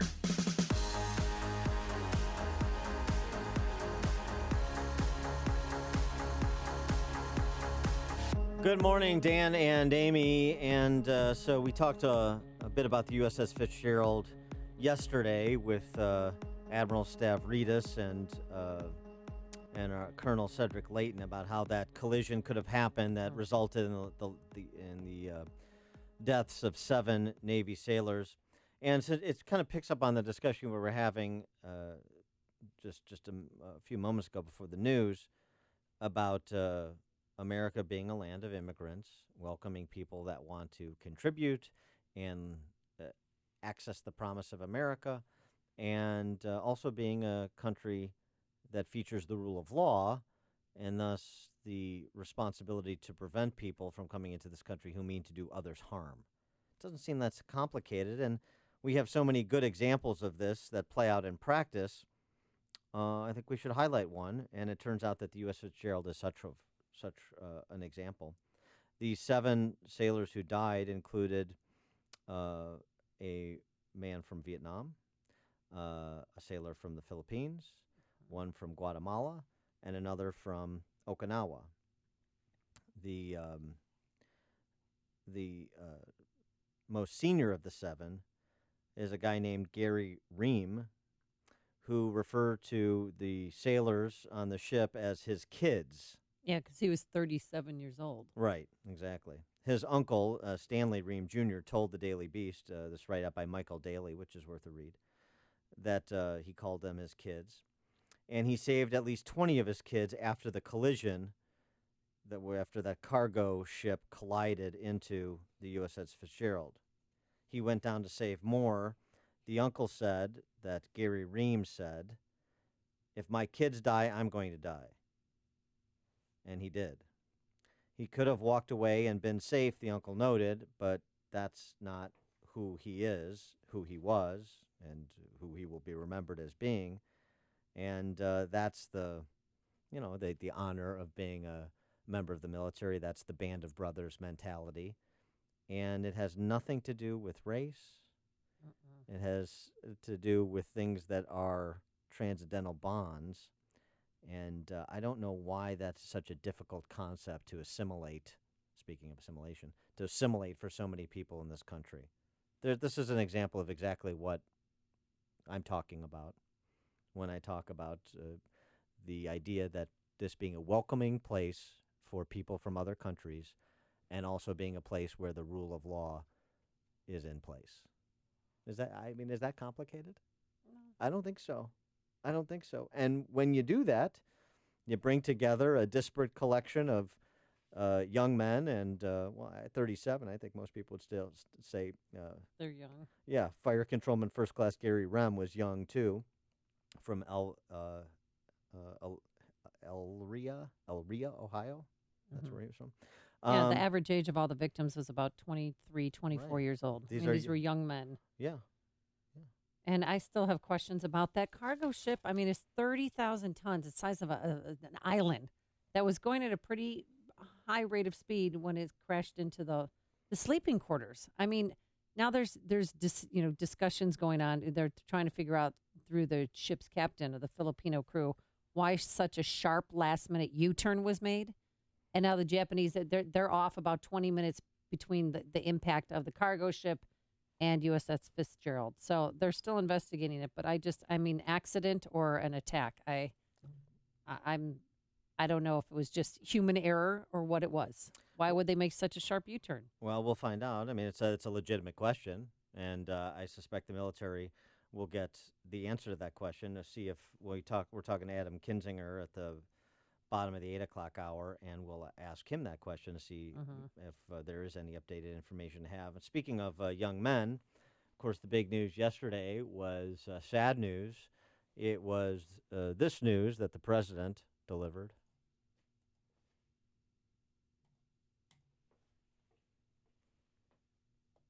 I just wanted to pass on word that Otto Warmbier has just passed away. He spent a year and a half in North Korea A lot of bad things happened, but at least we got him home to be with his parents, where they were so happy to see him, even though he was in very tough condition, but he just passed away a little while ago. It's a brutal regime, and we'll be able to handle it. Of course, we know now that Warmbier was in a coma since April of last year. Soon after he was sentenced to 15 years hard labor. And the North Koreans are saying that he had botulism and then took a sleeping pill. Right. And that's what rendered him unconscious, which is a lie. Oh, of course. So Otto Warmbier, 22-year-old University of Virginia student from Wyoming, Ohio, returned to his parents just last week thanks to the efforts of Rex Tillerson's State Department, and in particular Joseph Yoon, who is the special representative for North Korean policy at the State Department. And that's who was specifically thanked by Fred Warmbier, Otto's dad, last week at the press conference welcoming him home. When Otto was first taken, we were advised by the past administration to take a low profile while they worked to obtain his release. We did so without result. Earlier this year, Cindy and I decided the time for strategic patience was over, and we made a few media appearances and traveled to Washington to meet with Ambassador Joe Yoon at the State Department. It is my understanding that Ambassador Yoon and his team, at the direction of the president, aggressively pursued resolution of the situation. They have our thanks for bringing Otto home. And that was a marked departure from the Obama administration and Secretary of State Kerry's approach, which was to encourage their strategic silence and to not aggressively pursue Otto Warmbier's release. As a parent, I couldn't have done that. I would have taken to social media every minute of my existence to fight for my child. I don't know how they restrained such control, because I couldn't have done it. Well, you take advice of diplomats and heads of state, Secretary of State representing the head of state, the President of the United States, when you say, look, this is the way you have to do it. Provides the best chance to get your kid back. You hear that from the Secretary of State of the United States. What are you supposed to do? I know, and I shouldn't say he did try. I mean, his dad did travel to China to meet with the man who set up that Young Pioneers tour where they took, students into North Korea for 4 or 5 nights and then would bring them back. So he met with him and to make sure that that program is dismantled, which it is now, that they're no longer in business. But what he did, he took down a propaganda sign that was on the floor of his hotel that read, "Let's arm ourselves strongly with Kim Jong-il's patriotism." And over there, if you harm an item or an image of the North Korean leader, it's considered a serious crime by the government. Mm-hmm. And he was on his way to go to the airport when 2 armed men came up to him, 2 police officers, and tapped him on the shoulder and dragged him away. And that's the last anyone saw him conscious that we know of. And so he was held in captivity for 17 months for that crime you mentioned of wanting to bring home the poster as a souvenir, this trip to North Korea. So perhaps a couple of bad judgment calls hardly warranted a death sentence, I would suggest. Or being tortured. His father said he was tortured. Well, that's how he came back in a coma. There's no question about that. And I just want to point out again, I can't point this out enough, because it is so illustrative of the left in this country. The social justice set that we routinely document, riding roughshod on college campuses, riding roughshod in the arts community, riding roughshod over police departments, riding roughshod in many workplaces. La Shah, writing in the Huffington Post last year upon the imprisonment of Otto Warmbier, North Korea proves your white male privilege is not universal. The high of privilege told him that North Korea's history of making examples out of American citizens who dare challenge their rigid legal system, it's a totalitarian dictatorship, rigid legal system, okay, in any way was no matter for his alabaster American privilege. The reckless gall, she's talking about Warmbier, not the dictatorship in North Korea. The reckless gall is an unfortunate side effect of being socialized first as a white boy and then as a white man in this country. Every economic, academic, legal, and social system in this country has for more than 3 centuries functioned with the implicit purpose of ensuring that white men are the primary benefactors of all privilege. The kind of arrogance bred by that kind of conditioning is pathogenic, causing its host to develop a subconscious, yet no less obnoxious perception that the rules do not apply to him, or at least that their application is negotiable. That's quite a defense for Kim Jong-un's murder of Otto Warmbier, which is ultimately what happened. The torture, the imprisonment of a 21-year-old American college student in a gulag, that is being defended effectively by La Shaw, explaining it away as the result of white privilege, the result of his hubris. She's It's saying almost like it's his fault. he brought it on. Yeah. Scott Pelley, CBS News anchor. How about, I should have mentioned, writing roughshod in newsrooms. Scott Pelley,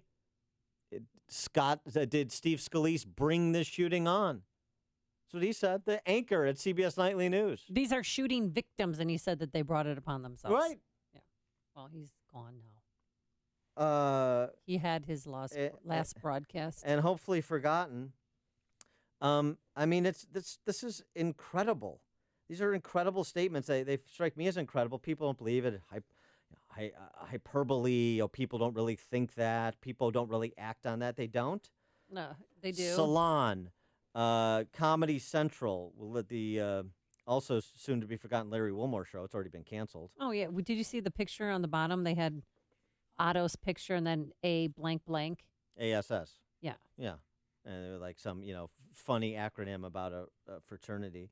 Salon.com, he was only missing the Nazi haircut, describing Otto Warmbier, a kid from Ohio who's going to UVA. It's just tough for me to have much sympathy for this guy and his crocodile tears. And Larry Wilmore, the former host of Comedy Central, who yucked it up at the White House Correspondents' Dinner not so long ago, a couple years ago, said the same thing. Oh my God. It's a youthful indiscretion. He didn't deserve to be tortured and killed. Frat boy Otto Frederick Warmbier gets the nightly show treatment he richly deserves. That was Salon.com backing up the Larry Wilmore treatment of Otto Warmbier.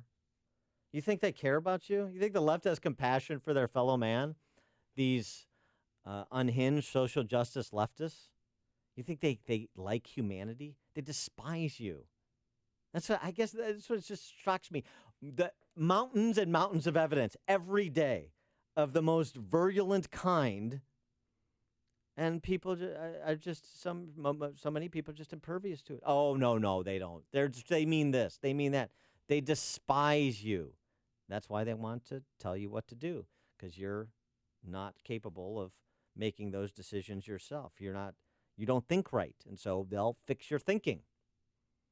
They despise people. They don't have compassion for humanity or for you individually. They're sentimental barbarians, which is almost a redundancy, but it's a certain kind of barbarian. It's one who pretends to be enlightened while pursuing barbaric policies, which is what the left does, and taking barbaric positions, like defending Kim Jong-un's regime against a 22-year-old college student who tried to take a poster home for a souvenir. That's what this is. Noah Rothman in Commentary Magazine, commentary.com, has an excellent piece on it, where he, I want to make sure I've got his quote accurate. No, I'll get to that in a second. Megan in Whiting, you're on Chicago's Morning Answer.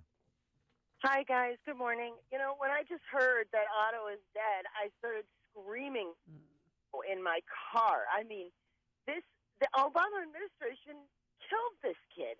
I put it on them. Well, I mean, I don't think they did a lot. He did a lot to help Sergeant Bo Bergdahl, but he didn't do a lot to help Otto. North Korea, Kim Jong-un, they killed Warmbier, not the Obama administration. You could disagree with the approach they took, and I do, but let's ascribe responsibility where it belongs, and that's on Kim Jong-un. If the Obama administration would have done what they were supposed to do and defend their Americans, then this wouldn't have happened. They could have gotten him out of there. I mean, Trump, it took him a month, and how many years did Obama have to work on it? Thanks for the call, Megan. I mean, but the question you asked. What? With respect to Bergdahl. Right. He was there with his parents in the Rose Garden crying, hugging. Why didn't he allow that same opportunity for the Warmbier's family? I think it's a good question. Here's Noah Rothman. I was mentioning his piece. Oh, yeah. This is a nice summation, a paragraph here. This is in commentary, commentary.com. Moral perversion in the social justice left. Rothman writes, the horrifying zest to attack this young adult, now just another victim of a totalitarian and criminal state, has exposed social justice for what it is, the precise opposite of objective justice. There is no theory of justice, no school of thought that would justify the treatment to which Warmbier was subjected.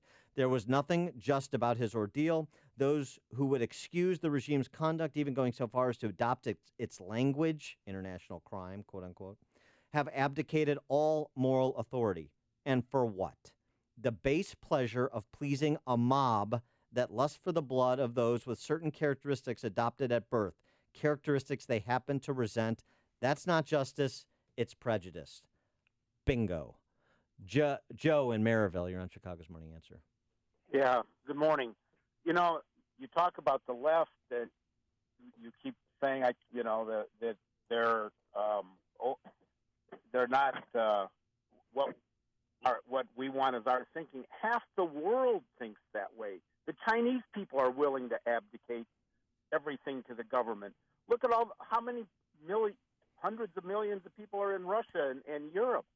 I mean, why does anybody think half of that mindset isn't here? Half the world thinks that way. Well, I mean, because this is a different country founded on a different idea, and and that idea was much more prominent. And maybe there's a little bit of a renaissance going on. Well, much more prominent than it was than it is today, not so long ago. We had a president that said, I want to transform this country. You're right. Thanks for the call, Joe. You're right, Joe, and he certainly efforted in that direction. Lee and Hammond. Yeah, hi. I think it's time that the American people realize that the left are nothing more than Marxist-Leninists. This is just Red Brigade stuff. That's all this is. Yeah. Thanks for the call, Lee. As I said previously, a socialist is just a 21st century American Democrat in a hurry. JP in Evanston. Yes, hi. Good morning. I'm just shocked by the way that the left media is attacking this college student. It's very similar. It would be the same thing as them attacking a rape victim and saying that, well, she was dressed that way, so she brought it on herself. Mm-hmm. Yeah. Good analogy. Thanks for the call, JP. Same thing as attacking a rape victim who was then murdered. Before you see it on TV, share it on Facebook, or read about it in the paper. Hear it here first. This is Chicago's Morning Answer on AM 560. The Answer. When you need help caring for your aging parents or loved one, call Right at Home in-home care and assistance. Right at Home provides trained, insured, and bonded caregivers to help your senior maintain independence. We can provide service for as little as 3 hours per week to 24 hours a day. No matter where home is, from a house to an assisted living facility, we tailor our personal in-home care to just what your loved one needs. Companionship for an afternoon, a helping hand with laundry or groceries and cooking, assistance with bathing and dressing, or monitoring of medications, a ride to appointments, or just the joy of getting out, even in the little things like listening to family stories. We make sure your loved one's care is right at home. Our professional staff is here to answer your questions and ensure the well-being and safety of your senior and provide you peace of mind. Right at Home has 15 local offices serving Chicagoland. Call 877-ELDER-99. That's 877-353-3799. Your loved one will be cared for by the right care. Right at Home. Call 877-353-3799. Hey, get out and have some fun. Visit ChicagoRadioDeals.com for a fun night out on the town. Grab your Sweet Caroline and make a date to listen to your favorite music. Direct from their Midwest tour is Denny Diamond and the Jewels, featuring the music of Neil Diamond. Normally $76 for lunch and a show for two. It's only $39 at ChicagoRadioDeals.com. Or head downtown for some laughs. $22 will get you a pair of tickets to Comedy Sports Chicago. It's a unique blend of fast and funny improv comedy that you, the audience, is in on it for a laugh out loud good time. Or get away and escape to Wisconsin. Find certificates for the Schuster Mansion Bed and Breakfast or the Door County White Lace Inn in Sturgeon Bay. Check in every week for fun and adventure at chicagoradiodeals.com. If your roof is needy, if your roof is leaky, Call Grumweedy. if your roof isn't right after it's stormy and shingles are curly, Call Grumweedy. If your roof is looking needy, call Crumweedy. This is Mark Olson of Crumweedy. And I'm Greg Olson from Crumweedy. We are a third-generation family-run business. We've been doing Chicagoland roofs since 1953. You really can't do that unless you do really amazing roofs. We share the same conservative values as you, and we really want to do your roof. Here's what you can expect. First, no high pressure. You make the choice. Whatever option you choose, count on getting a roof that lasts at a fair price. You see, application is really the key. We follow the manufacturer's specifications so your warranty is intact. You know, a lot of companies don't do that, and that could really void your warranty. No horror stories here. The roof you need that will fix your problems. When your roof is needy, Call Grumweedy. for your needy roof, go to myroofisneedy.com. myroofisneedy.com. You are about to hear from Dr. Douglas Howard. After 20 years and tens of thousands of success stories, Balance of Nature is still the only pure whole food supplement available. Balance of Nature has served more than 500 million servings of fruits and vegetables. Don't accept imitations, copies, or substitutions. Our success stories are unique to Balance of Nature's fruits and veggies. You'll know you have the real thing when you open the bottles and see, smell, and taste real produce. It is worth every penny I pay because they really have made such a difference in my life. It is making me feel a whole lot better. Even my doctor thought it was a good product. Take Dr. Howard's Health Challenge and find out how to get 2 free sets of fruits and veggies. We'll even ship them to you for free. Call now for details. Call 800-2468-751. That's 800-2468-751. Or go online to balanceofnature.com. Use promo code Chicago. AM 560, The Answer.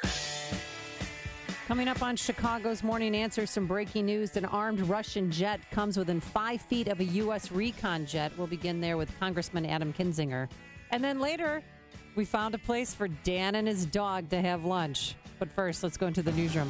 Here's Mike Scott. Amy and Dan, good morning. 63 degrees in the Nissan of St. Charles newsroom. Nissan of St. Charles, home of the Lifetime Advantage Warranty. Voters in an Atlanta area district deciding today whether to send a Democrat to the U.S. House for the first time in about 40 years. A runoff election today between Republican Karen Handel and Democrat John Ossoff right now too close to call. Senate Democrats are upset with being left out of some GOP negotiations on a health insurance reform bill. Things are slowing down because of their protest. Republican Mississippi Senator Roger Wicker says he's confused by his friends on the Democratic side of the aisle. Senator Schumer said we will have no part of these discussions. And famously, President Obama, on the way out of office, said, don't participate in this. The move will not change any outcomes. It is drawing some attention to the matter. 2 young children wounded following separate shootings in Gary, Indiana, both shot late last night. Weather over much of the western U.S. dangerously hot. Excessive heat warnings are in effect for Arizona and California. Louisiana's Gulf Coast under a tropical storm warning with storm winds packing 45 miles an hour. UPS adding surcharges to most online orders around Black Friday and around Christmas. The surcharge will be an additional cost of 27 cents per package. Chicago Public Schools borrowing another large chunk of money. J.P. Morgan loaning the district $275 million on a short-term basis to keep the schools operating through the month and to make a teacher pension payment. Chicago sports last night, Cubs rally for a win over the Padres while the White Sox were off and open up a 3-game set with the Twins tonight. The news, a service of Dove Men Plus Care. Did you hear that 91% of guys that use Dove Men Plus Care antiperspirant recommend it? Dove Men Plus Care users say it's like the Hoover Dam, but for their armpits. Well, if you can hold back that much sweat, it must be good. Pick up some new Dove Men Plus Care antiperspirant for yourself at your local retailer. 8:33 and a check of traffic and weather on the way next on AM 560. This hourly segment is brought to you by Papa Nicholas Coffee. Papa Nicholas, great coffee, period. A storm is on the horizon, and you need to keep the lights on no matter what. Your business relies on the power being on 24/7. It's the lifeblood of your data and computer systems. Weather-related outages from the power company are not acceptable. Your need for a source of power that's reliable 24/7, along with round-the-clock service that can dispatch technicians to your site immediately, is mission critical. Your business needs Charles Equipment Energy Systems on speed dial. These are the big boys, not residential or solar, but reliable industrial generators for emergency backup or events. When you need more than a 100-foot extension cord plugged into a small engine generator, call Charles Equipment Energy Systems. They keep the lights on with rental generators for job sites or power outages. The storm season is here. Plan ahead. Call now to prepare generators for sudden damage and potential power outages. Call 630-834-6000. That's 630-834-6000 or charlesequipment.com. charlesequipment.com. Signature Bank is Chicago's fastest growing independently owned business bank. It's a bank where relationships still matter. Signature Bank knows your name and your story. I'm Dan Proft, and I know this because Signature Bank is my business bank. I'm Bob Aument, a founding partner of the law firm of Dassman and Aument and longtime personal customer of Signature Bank. Our firm recently left one of the larger banks to bank with Signature Bank, and it's been a refreshing change. With Signature Bank, we've been able to tailor banking solutions that fit the specific needs of our firm. Beyond that, Signature Bank is responsive, efficient, and timely in meeting those needs. If I have a request, I pick up the phone and talk to Mick O'Rourke, not someone at a phone bank thousands of miles away. Dassman and Aument needed more than what the larger banks offer, and we found that with Signature Bank. Signature Bank is looking for their next success story. Learn more about turning your business vision into reality. Visit signature-bank.com. Signature Bank, helping local businesses succeed. Member FDIC, Equal Housing Lender. 8:36. Let's check the roads in the Alarm Detection Systems Traffic Center with Jim Talamonte. Thanks, Mike. The inbound Kennedy has delays from Austin to the Hubbard Street Tunnel. It's 52 minutes, O'Hare to downtown, 35 from Montrose, 26 in the Express. Outbound 43 minutes to the airport. Edens, 20 minutes, Lake Hook to the junction, outbound 32. Inbound Eisenhower, an hour and 13 minutes, Thorndale to the post office. 46 minutes from Mannheim. Outbound, an hour and 10 minutes to Thorndale. Stevenson, an hour and 8 minutes, 355 to Lakeshore Drive. And outbound, it's an hour and 8 minutes as well. Ryan is 28 minutes from 95th to downtown. Tri-State southbound, slow 21 to 176. And Toohey to the Bensonville Bridge. Northbound, from 115th to 31st, from the Reagan Tollway to North Avenue. Adams Tollway slow Lee to the Tri-State. Reagan Tollway York to the Tri-State. Veterans Oil, very heavy northbound Boughton to the Reagan Tollway. And the Army Trail Toll to 290. Traffic answers when you need them most. I'm Jim Talamonte. AM 560, The Answer. Chicago's Morning Answer continues next. Your official Chicagoland weather forecast from the aircomfort.com Weather Center, providing the right climate for business since 1935. Sunshine this morning, clouds midday, maybe an afternoon shower or thunderstorm. High 78 later in the day, partly cloudy and 59 overnight. Currently 64. Next news coming up at 9. Chicago's Morning Answer with Dan and Amy continues next on AM 560, The Answer. This hourly segment is brought to you by Empowered Investing, the show dedicated to investors. Heard Saturdays at noon right here on AM 560, The Answer. If you're looking for the latest news, insight into what it means, and the sharpest opinion, there's only one station in Chicago where you can turn, and it's this one. We're AM 560, The Answer. Dan and Amy, I didn't want to let this story go unreported on this show, Amy, and that's about this pathetic, angry little man and would-be assassin responsible for the shooting last week in Alexandria that left House Majority Whip Steve Scalise injured, as well as 2 Capitol Hill police officers and a staffer. And thank God over the weekend he was upgraded, so that's good. Yep. Was able to watch his LSU Tigers play in the College Baseball World Series. There you go. Belleville News Democrat was able to get some records unsealed, records of Kathy Rainbolt, who was the foster daughter of the would-be assassin and his wife. And it turns out that, according to the file, she was this is a Tribune report, The girl was abused almost from birth to her death, including physical abuse from the shooter. The wife of the shooter, who's been under police protection, said she had no idea this was going on. she said there was no sexual abuse or anything like that. It was emotional and verbal abuse. Oh, that's nice. You can pinpoint that for everyone. Yeah, that makes it better. Thank you so much. Specifically, as a teenager, Kathy Rainbow told a judge her foster father hit her in the face when she failed to mow the lawn correctly. She got hit in the face when she argued. She got hit and dragged by the hair when she tried to get away. And, of course, there was the incident where Belleville police responded. She ran to a neighbor's house to get help. Exactly. And he then the shooter hit the neighbor woman, and then when her boyfriend came out, he fired a shotgun blast in the air to get him to stand down. So again, in terms of this whole investigation, what could have been done to prevent this individual from escalating the violence that was occurring at his hands in his home? Too bad he still got a FOID card, but I mean, he was charged but never prosecuted in a number of those cases. And what ultimately happened to Kathy Rainbolt, the foster daughter of the shooter and his wife? She committed suicide. Died of an overdose. Right, drug overdose. Dismal story. For more on the topic of the continuing fallout on the shooting, as well as political matters in D.C., we're pleased to be joined by Congressman Adam Kinzinger. Adam, thanks for joining us again. Appreciate it. Yeah, you bet. I got to tell you, I heard you reporting that stuff. I hadn't heard that yet. And you remember the old show Quantum Leap? And I'm not really saying this to be funny. It just, I think back and I'm like, I wish I could quantum leap back to that moment and just beat the snot out of this guy. You just think about just the level of abuse and everything and what he ultimately did.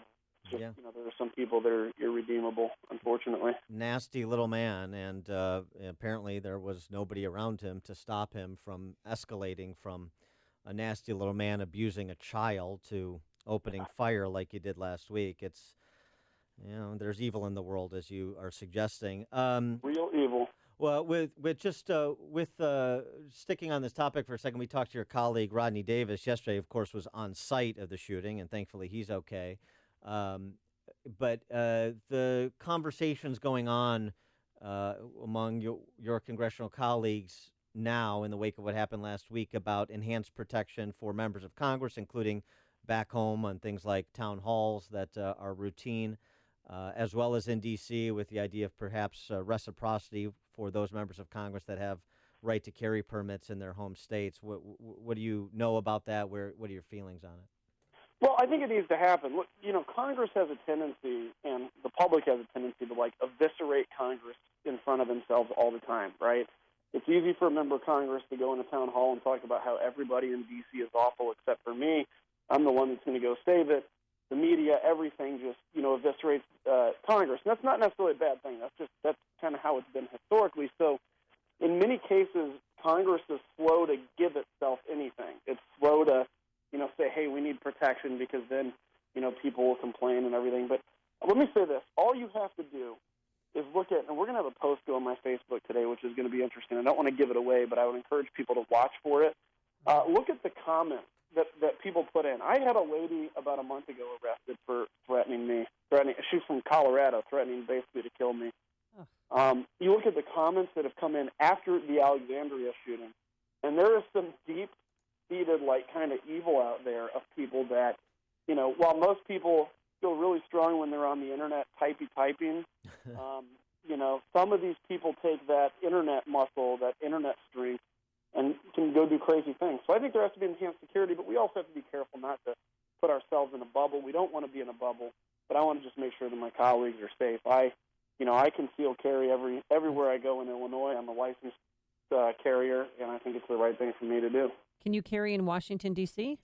Nope. Well, we're allowed to actually carry in the Capitol complex. The issue with that is there's about 1,000 police officers in the Capitol complex, so it would actually be more dangerous, I think, for members to carry. But in larger D.C., we still can't, and Right. that's where I think That's the point. we should. And I frankly think, D.C. residents should be able to get their concealed carry. I mean, it's a Second Amendment right. Yeah, I saw you on yesterday with Jake Tapper, and you're talking about, this Friday is the deadline day for President Trump to turn over any possible recordings or memos relating to James Comey. And you said that Trump never said that there were tapes, just said, quote, Comey should hope that there are no tapes. Can you clarify that? Yeah, I think, from what I understand, his tweet basically said, Comey, I don't know the full depth of it, basically Comey better hope there are no tapes of the conversation. And there have been a lot of people that have construed that into President Trump said there were tapes, therefore we need the tapes or he was lying. And I looked at it and said, no, it's not that he said there were tapes. He's just kind of like, he better hope there are no tapes, which, kind of too cute by half, but at the same time, I don't think that puts President Trump in a position where he was lying about it. But I do think, they're going to be, I think the White House has put itself in a position where this issue is a distraction. They're going to have to clarify whether or not tapes exist. If they are, I ultimately think they're probably going to end up having to turn them over. But this is a thing where I've been encouraged seeing President Trump over the last kind of couple weeks throttle back a little on Twitter. I think he needs to do, I don't often use this guy as a role model, but he needs to do what Bill Clinton did, which was while his issue was going on, keep saying to the American people, look, this is a distraction. I'm focused on getting work done for the American people. We have a lot of stuff to do. And when Bill Clinton took that position, he really turned public opinion in his favor, which is, I think, what President Trump really needs right now. And he may get a lift in doing that from Paul Ryan, who's speaking before the National Association of Manufacturers, is reportedly going to restate that tax reform needs to be permanent, that he's open-minded on the border adjustment tax, and that it is going to get done in the year 2017. So that combined with the news that Senate Republicans are planning on taking up Obamacare replacement next week for a roll call vote signals some movement. Yeah. Well, yeah, and I would say this because I know you have good, Illinois has good U.S. congressmen, I'll say humbly, the colleagues I work with. But unfortunately, I think our senators are a lost cause on the Obamacare repeal. But you have a lot of listeners in other states that listen, and I would encourage people to do this. We passed a repeal bill out of the House. Right now, look, the Senate's going to send back a weaker bill. It's how the Senate works. It's kind of almost constitutional that they're always going to kind of do something like that. But they have got to do something. They have got to send something back to us. And ultimately, we're going to be looking at a bill that wasn't as perfect as the one we sent over, which wasn't perfect anyway. We're going to have to decide to vote for that or let this whole repeal effort fail. I don't want to see this fail. I want to see us go on to tax reform. I think that's like putting accelerant on the economy. And we can have, with the president, a really successful year, but we're going to have to learn that, governing is sometimes not as easy as being in the opposition is. Do you think you should give up your August vacation to get all of this done? Well, it's not a vacation, but okay. I think if we're in a time where the limiting factor is the calendar, yes. But look, right now we have plenty of days we've been in session. We're going to be in session all this week, all next week, out for the 4th, but then all in the entire month of July. And in a lot of the case, we're not doing anything because we're waiting on the Senate to get their work done. And, the Senate and some of the senators like to blame the House. I don't like blaming the Senate because they're my party. But at the same time, they have got to get this Obamacare repeal done, and we've got to move on to tax reform. So whatever it takes to get it done, I'm in. So you're willing to postpone the visit to the Dells to see the Tommy Bartlett water show if you need to? Well, no, I'm going to still go to the water show. I just may have to miss those. Okay, there you go. All right. Real quick, do you have any updated information in terms of causation or potentially motive, if it wasn't a collision, the cargo ship in the USS Fitzgerald that took the lives of 7 sailors? No, it actually still blows me away. Cargo ship is very unmaneuverable. So is, frankly, our ship in relative comparison. The fact that nobody saw this or moved is surprising. I think we're going to know more in the coming days. But I'm going to be really interested. It's so tragic. What a tragic, you're sleeping and next thing you know, you're in the middle of this collision is awful. All right. He is Congressman Adam Kinzinger. Adam, thanks as always for joining us. Appreciate it. Anytime. Take care, guys. And he joined us on our turnkey.pro answer line. It's like a hot, steaming cup of information. To start your day, it's Chicago's Morning Answer on AM 560, The Answer. As the head of procurement for my company, I was sweating a big deadline and got tired of calling my printer for updates, only to hear excuses. So I heard about McGrath Printing Custom Apparel and gave them a call. I got A+ service, and they beat the deadline. McGrath Printing really saved my... I'm a supply chain manager for a Fortune 500 company, and we had $50,000 of product waiting for instruction manuals because our printer couldn't deliver on time. One call to McGrath Printing Custom Apparel, and they saved my... At McGrath Printing Custom Apparel, they've been saving companies for over 35 years. Give them a call at 815-356-5246. That's 815-356-5246. And mention code AM560 and get 20% off your first order. So remember, Go to where the pros go. McGrathPrint.com. McGrathPrint.com. If you're missing teeth or even a single tooth, dental implants are a fantastic way to regain your confidence, your smile, your dental health. Hi, it's Mike Gallagher. You hear a lot of people screaming at you about dental implants. Get it done in a day, or we can treat everybody, or hundreds of thousands of implants. Look, successful implants don't come from an implant factory. What you don't hear talked about is skill, treatment, and installation.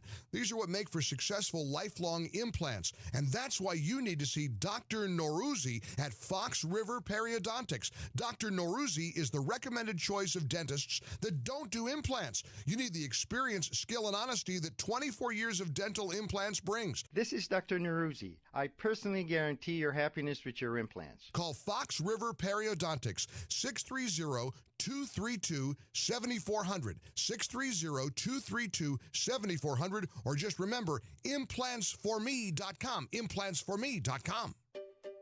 Finding great candidates to hire can be, well, like trying to find a needle in a haystack.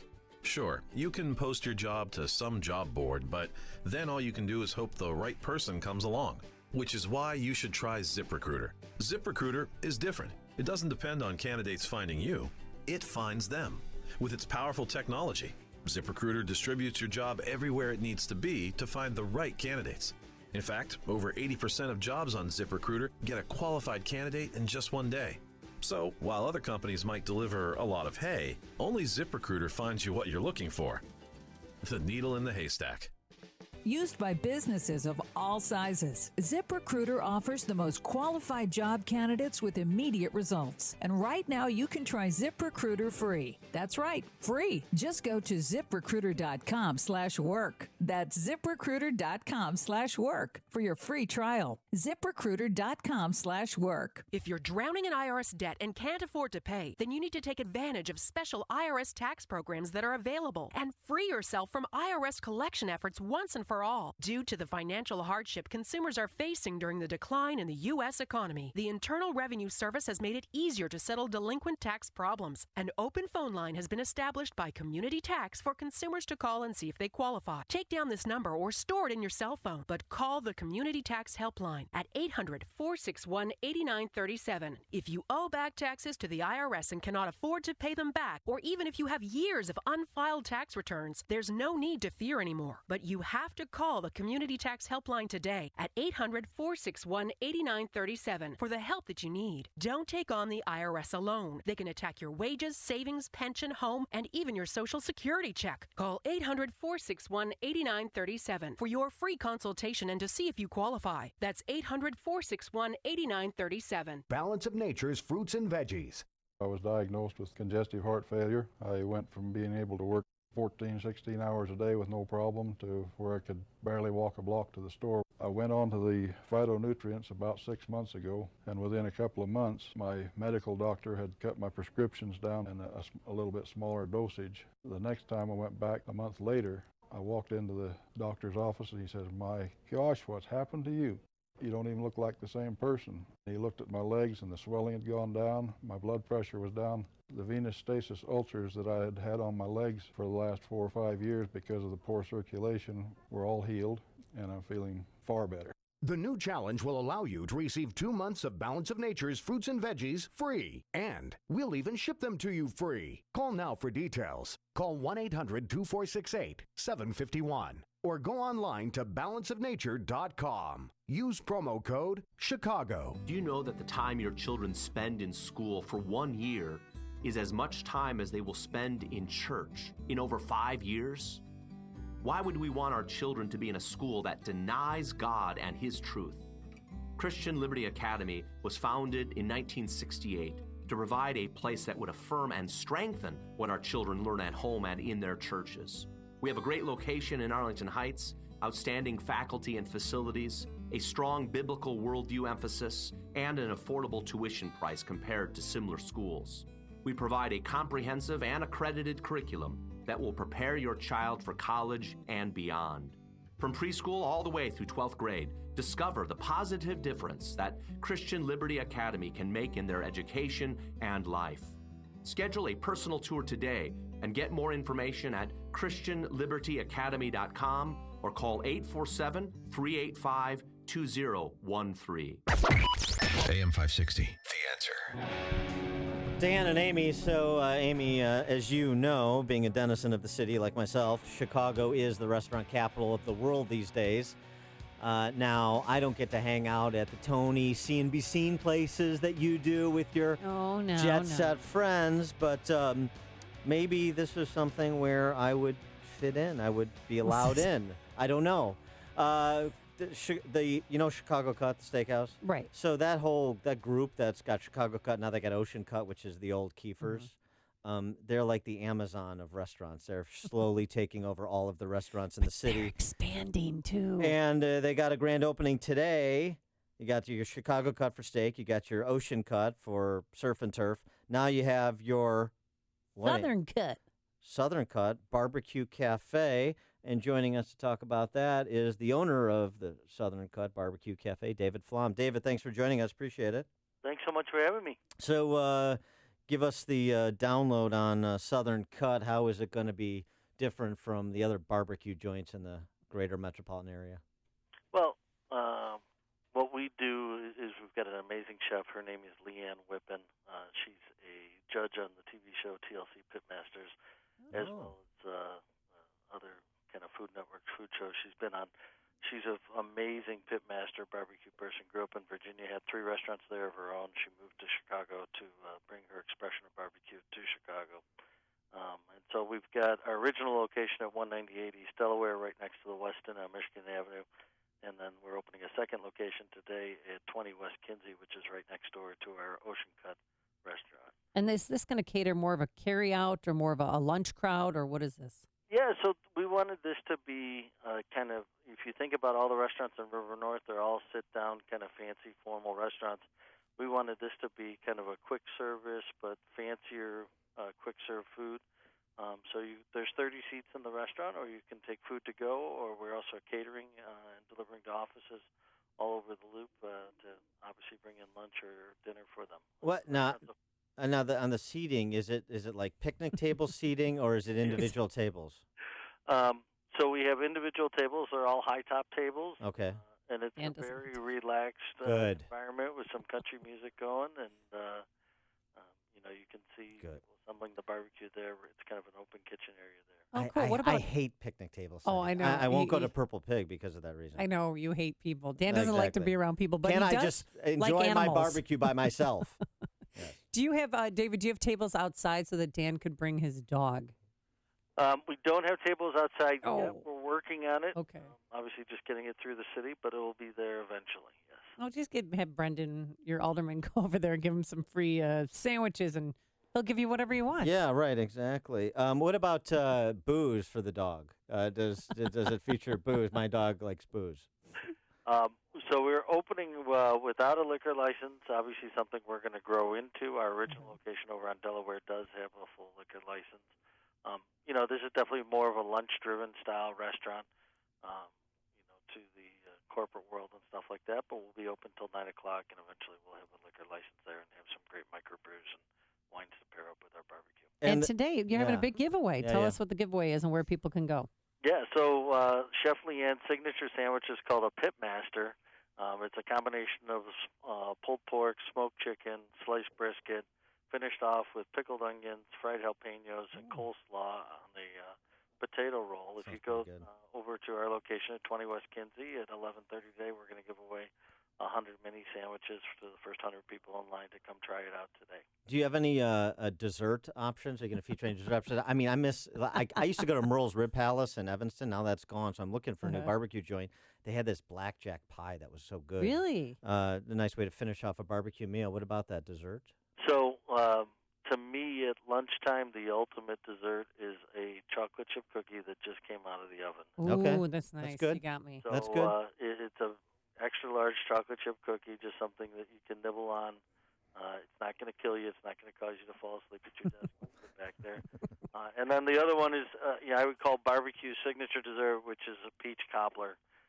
So a granola crumble crust with some honey on there and sliced peaches underneath. All right. David Flom, owner of the Southern Cut Barbecue that opens today, 11:30 to 1 p.m. Go get some free food for the grand opening. Thanks so much, David. Appreciate it. Thanks for having me on, guys. Have a great day. Save a sandwich for Dan. Now we go into the newsroom. It's almost 9 o'clock. What's happening?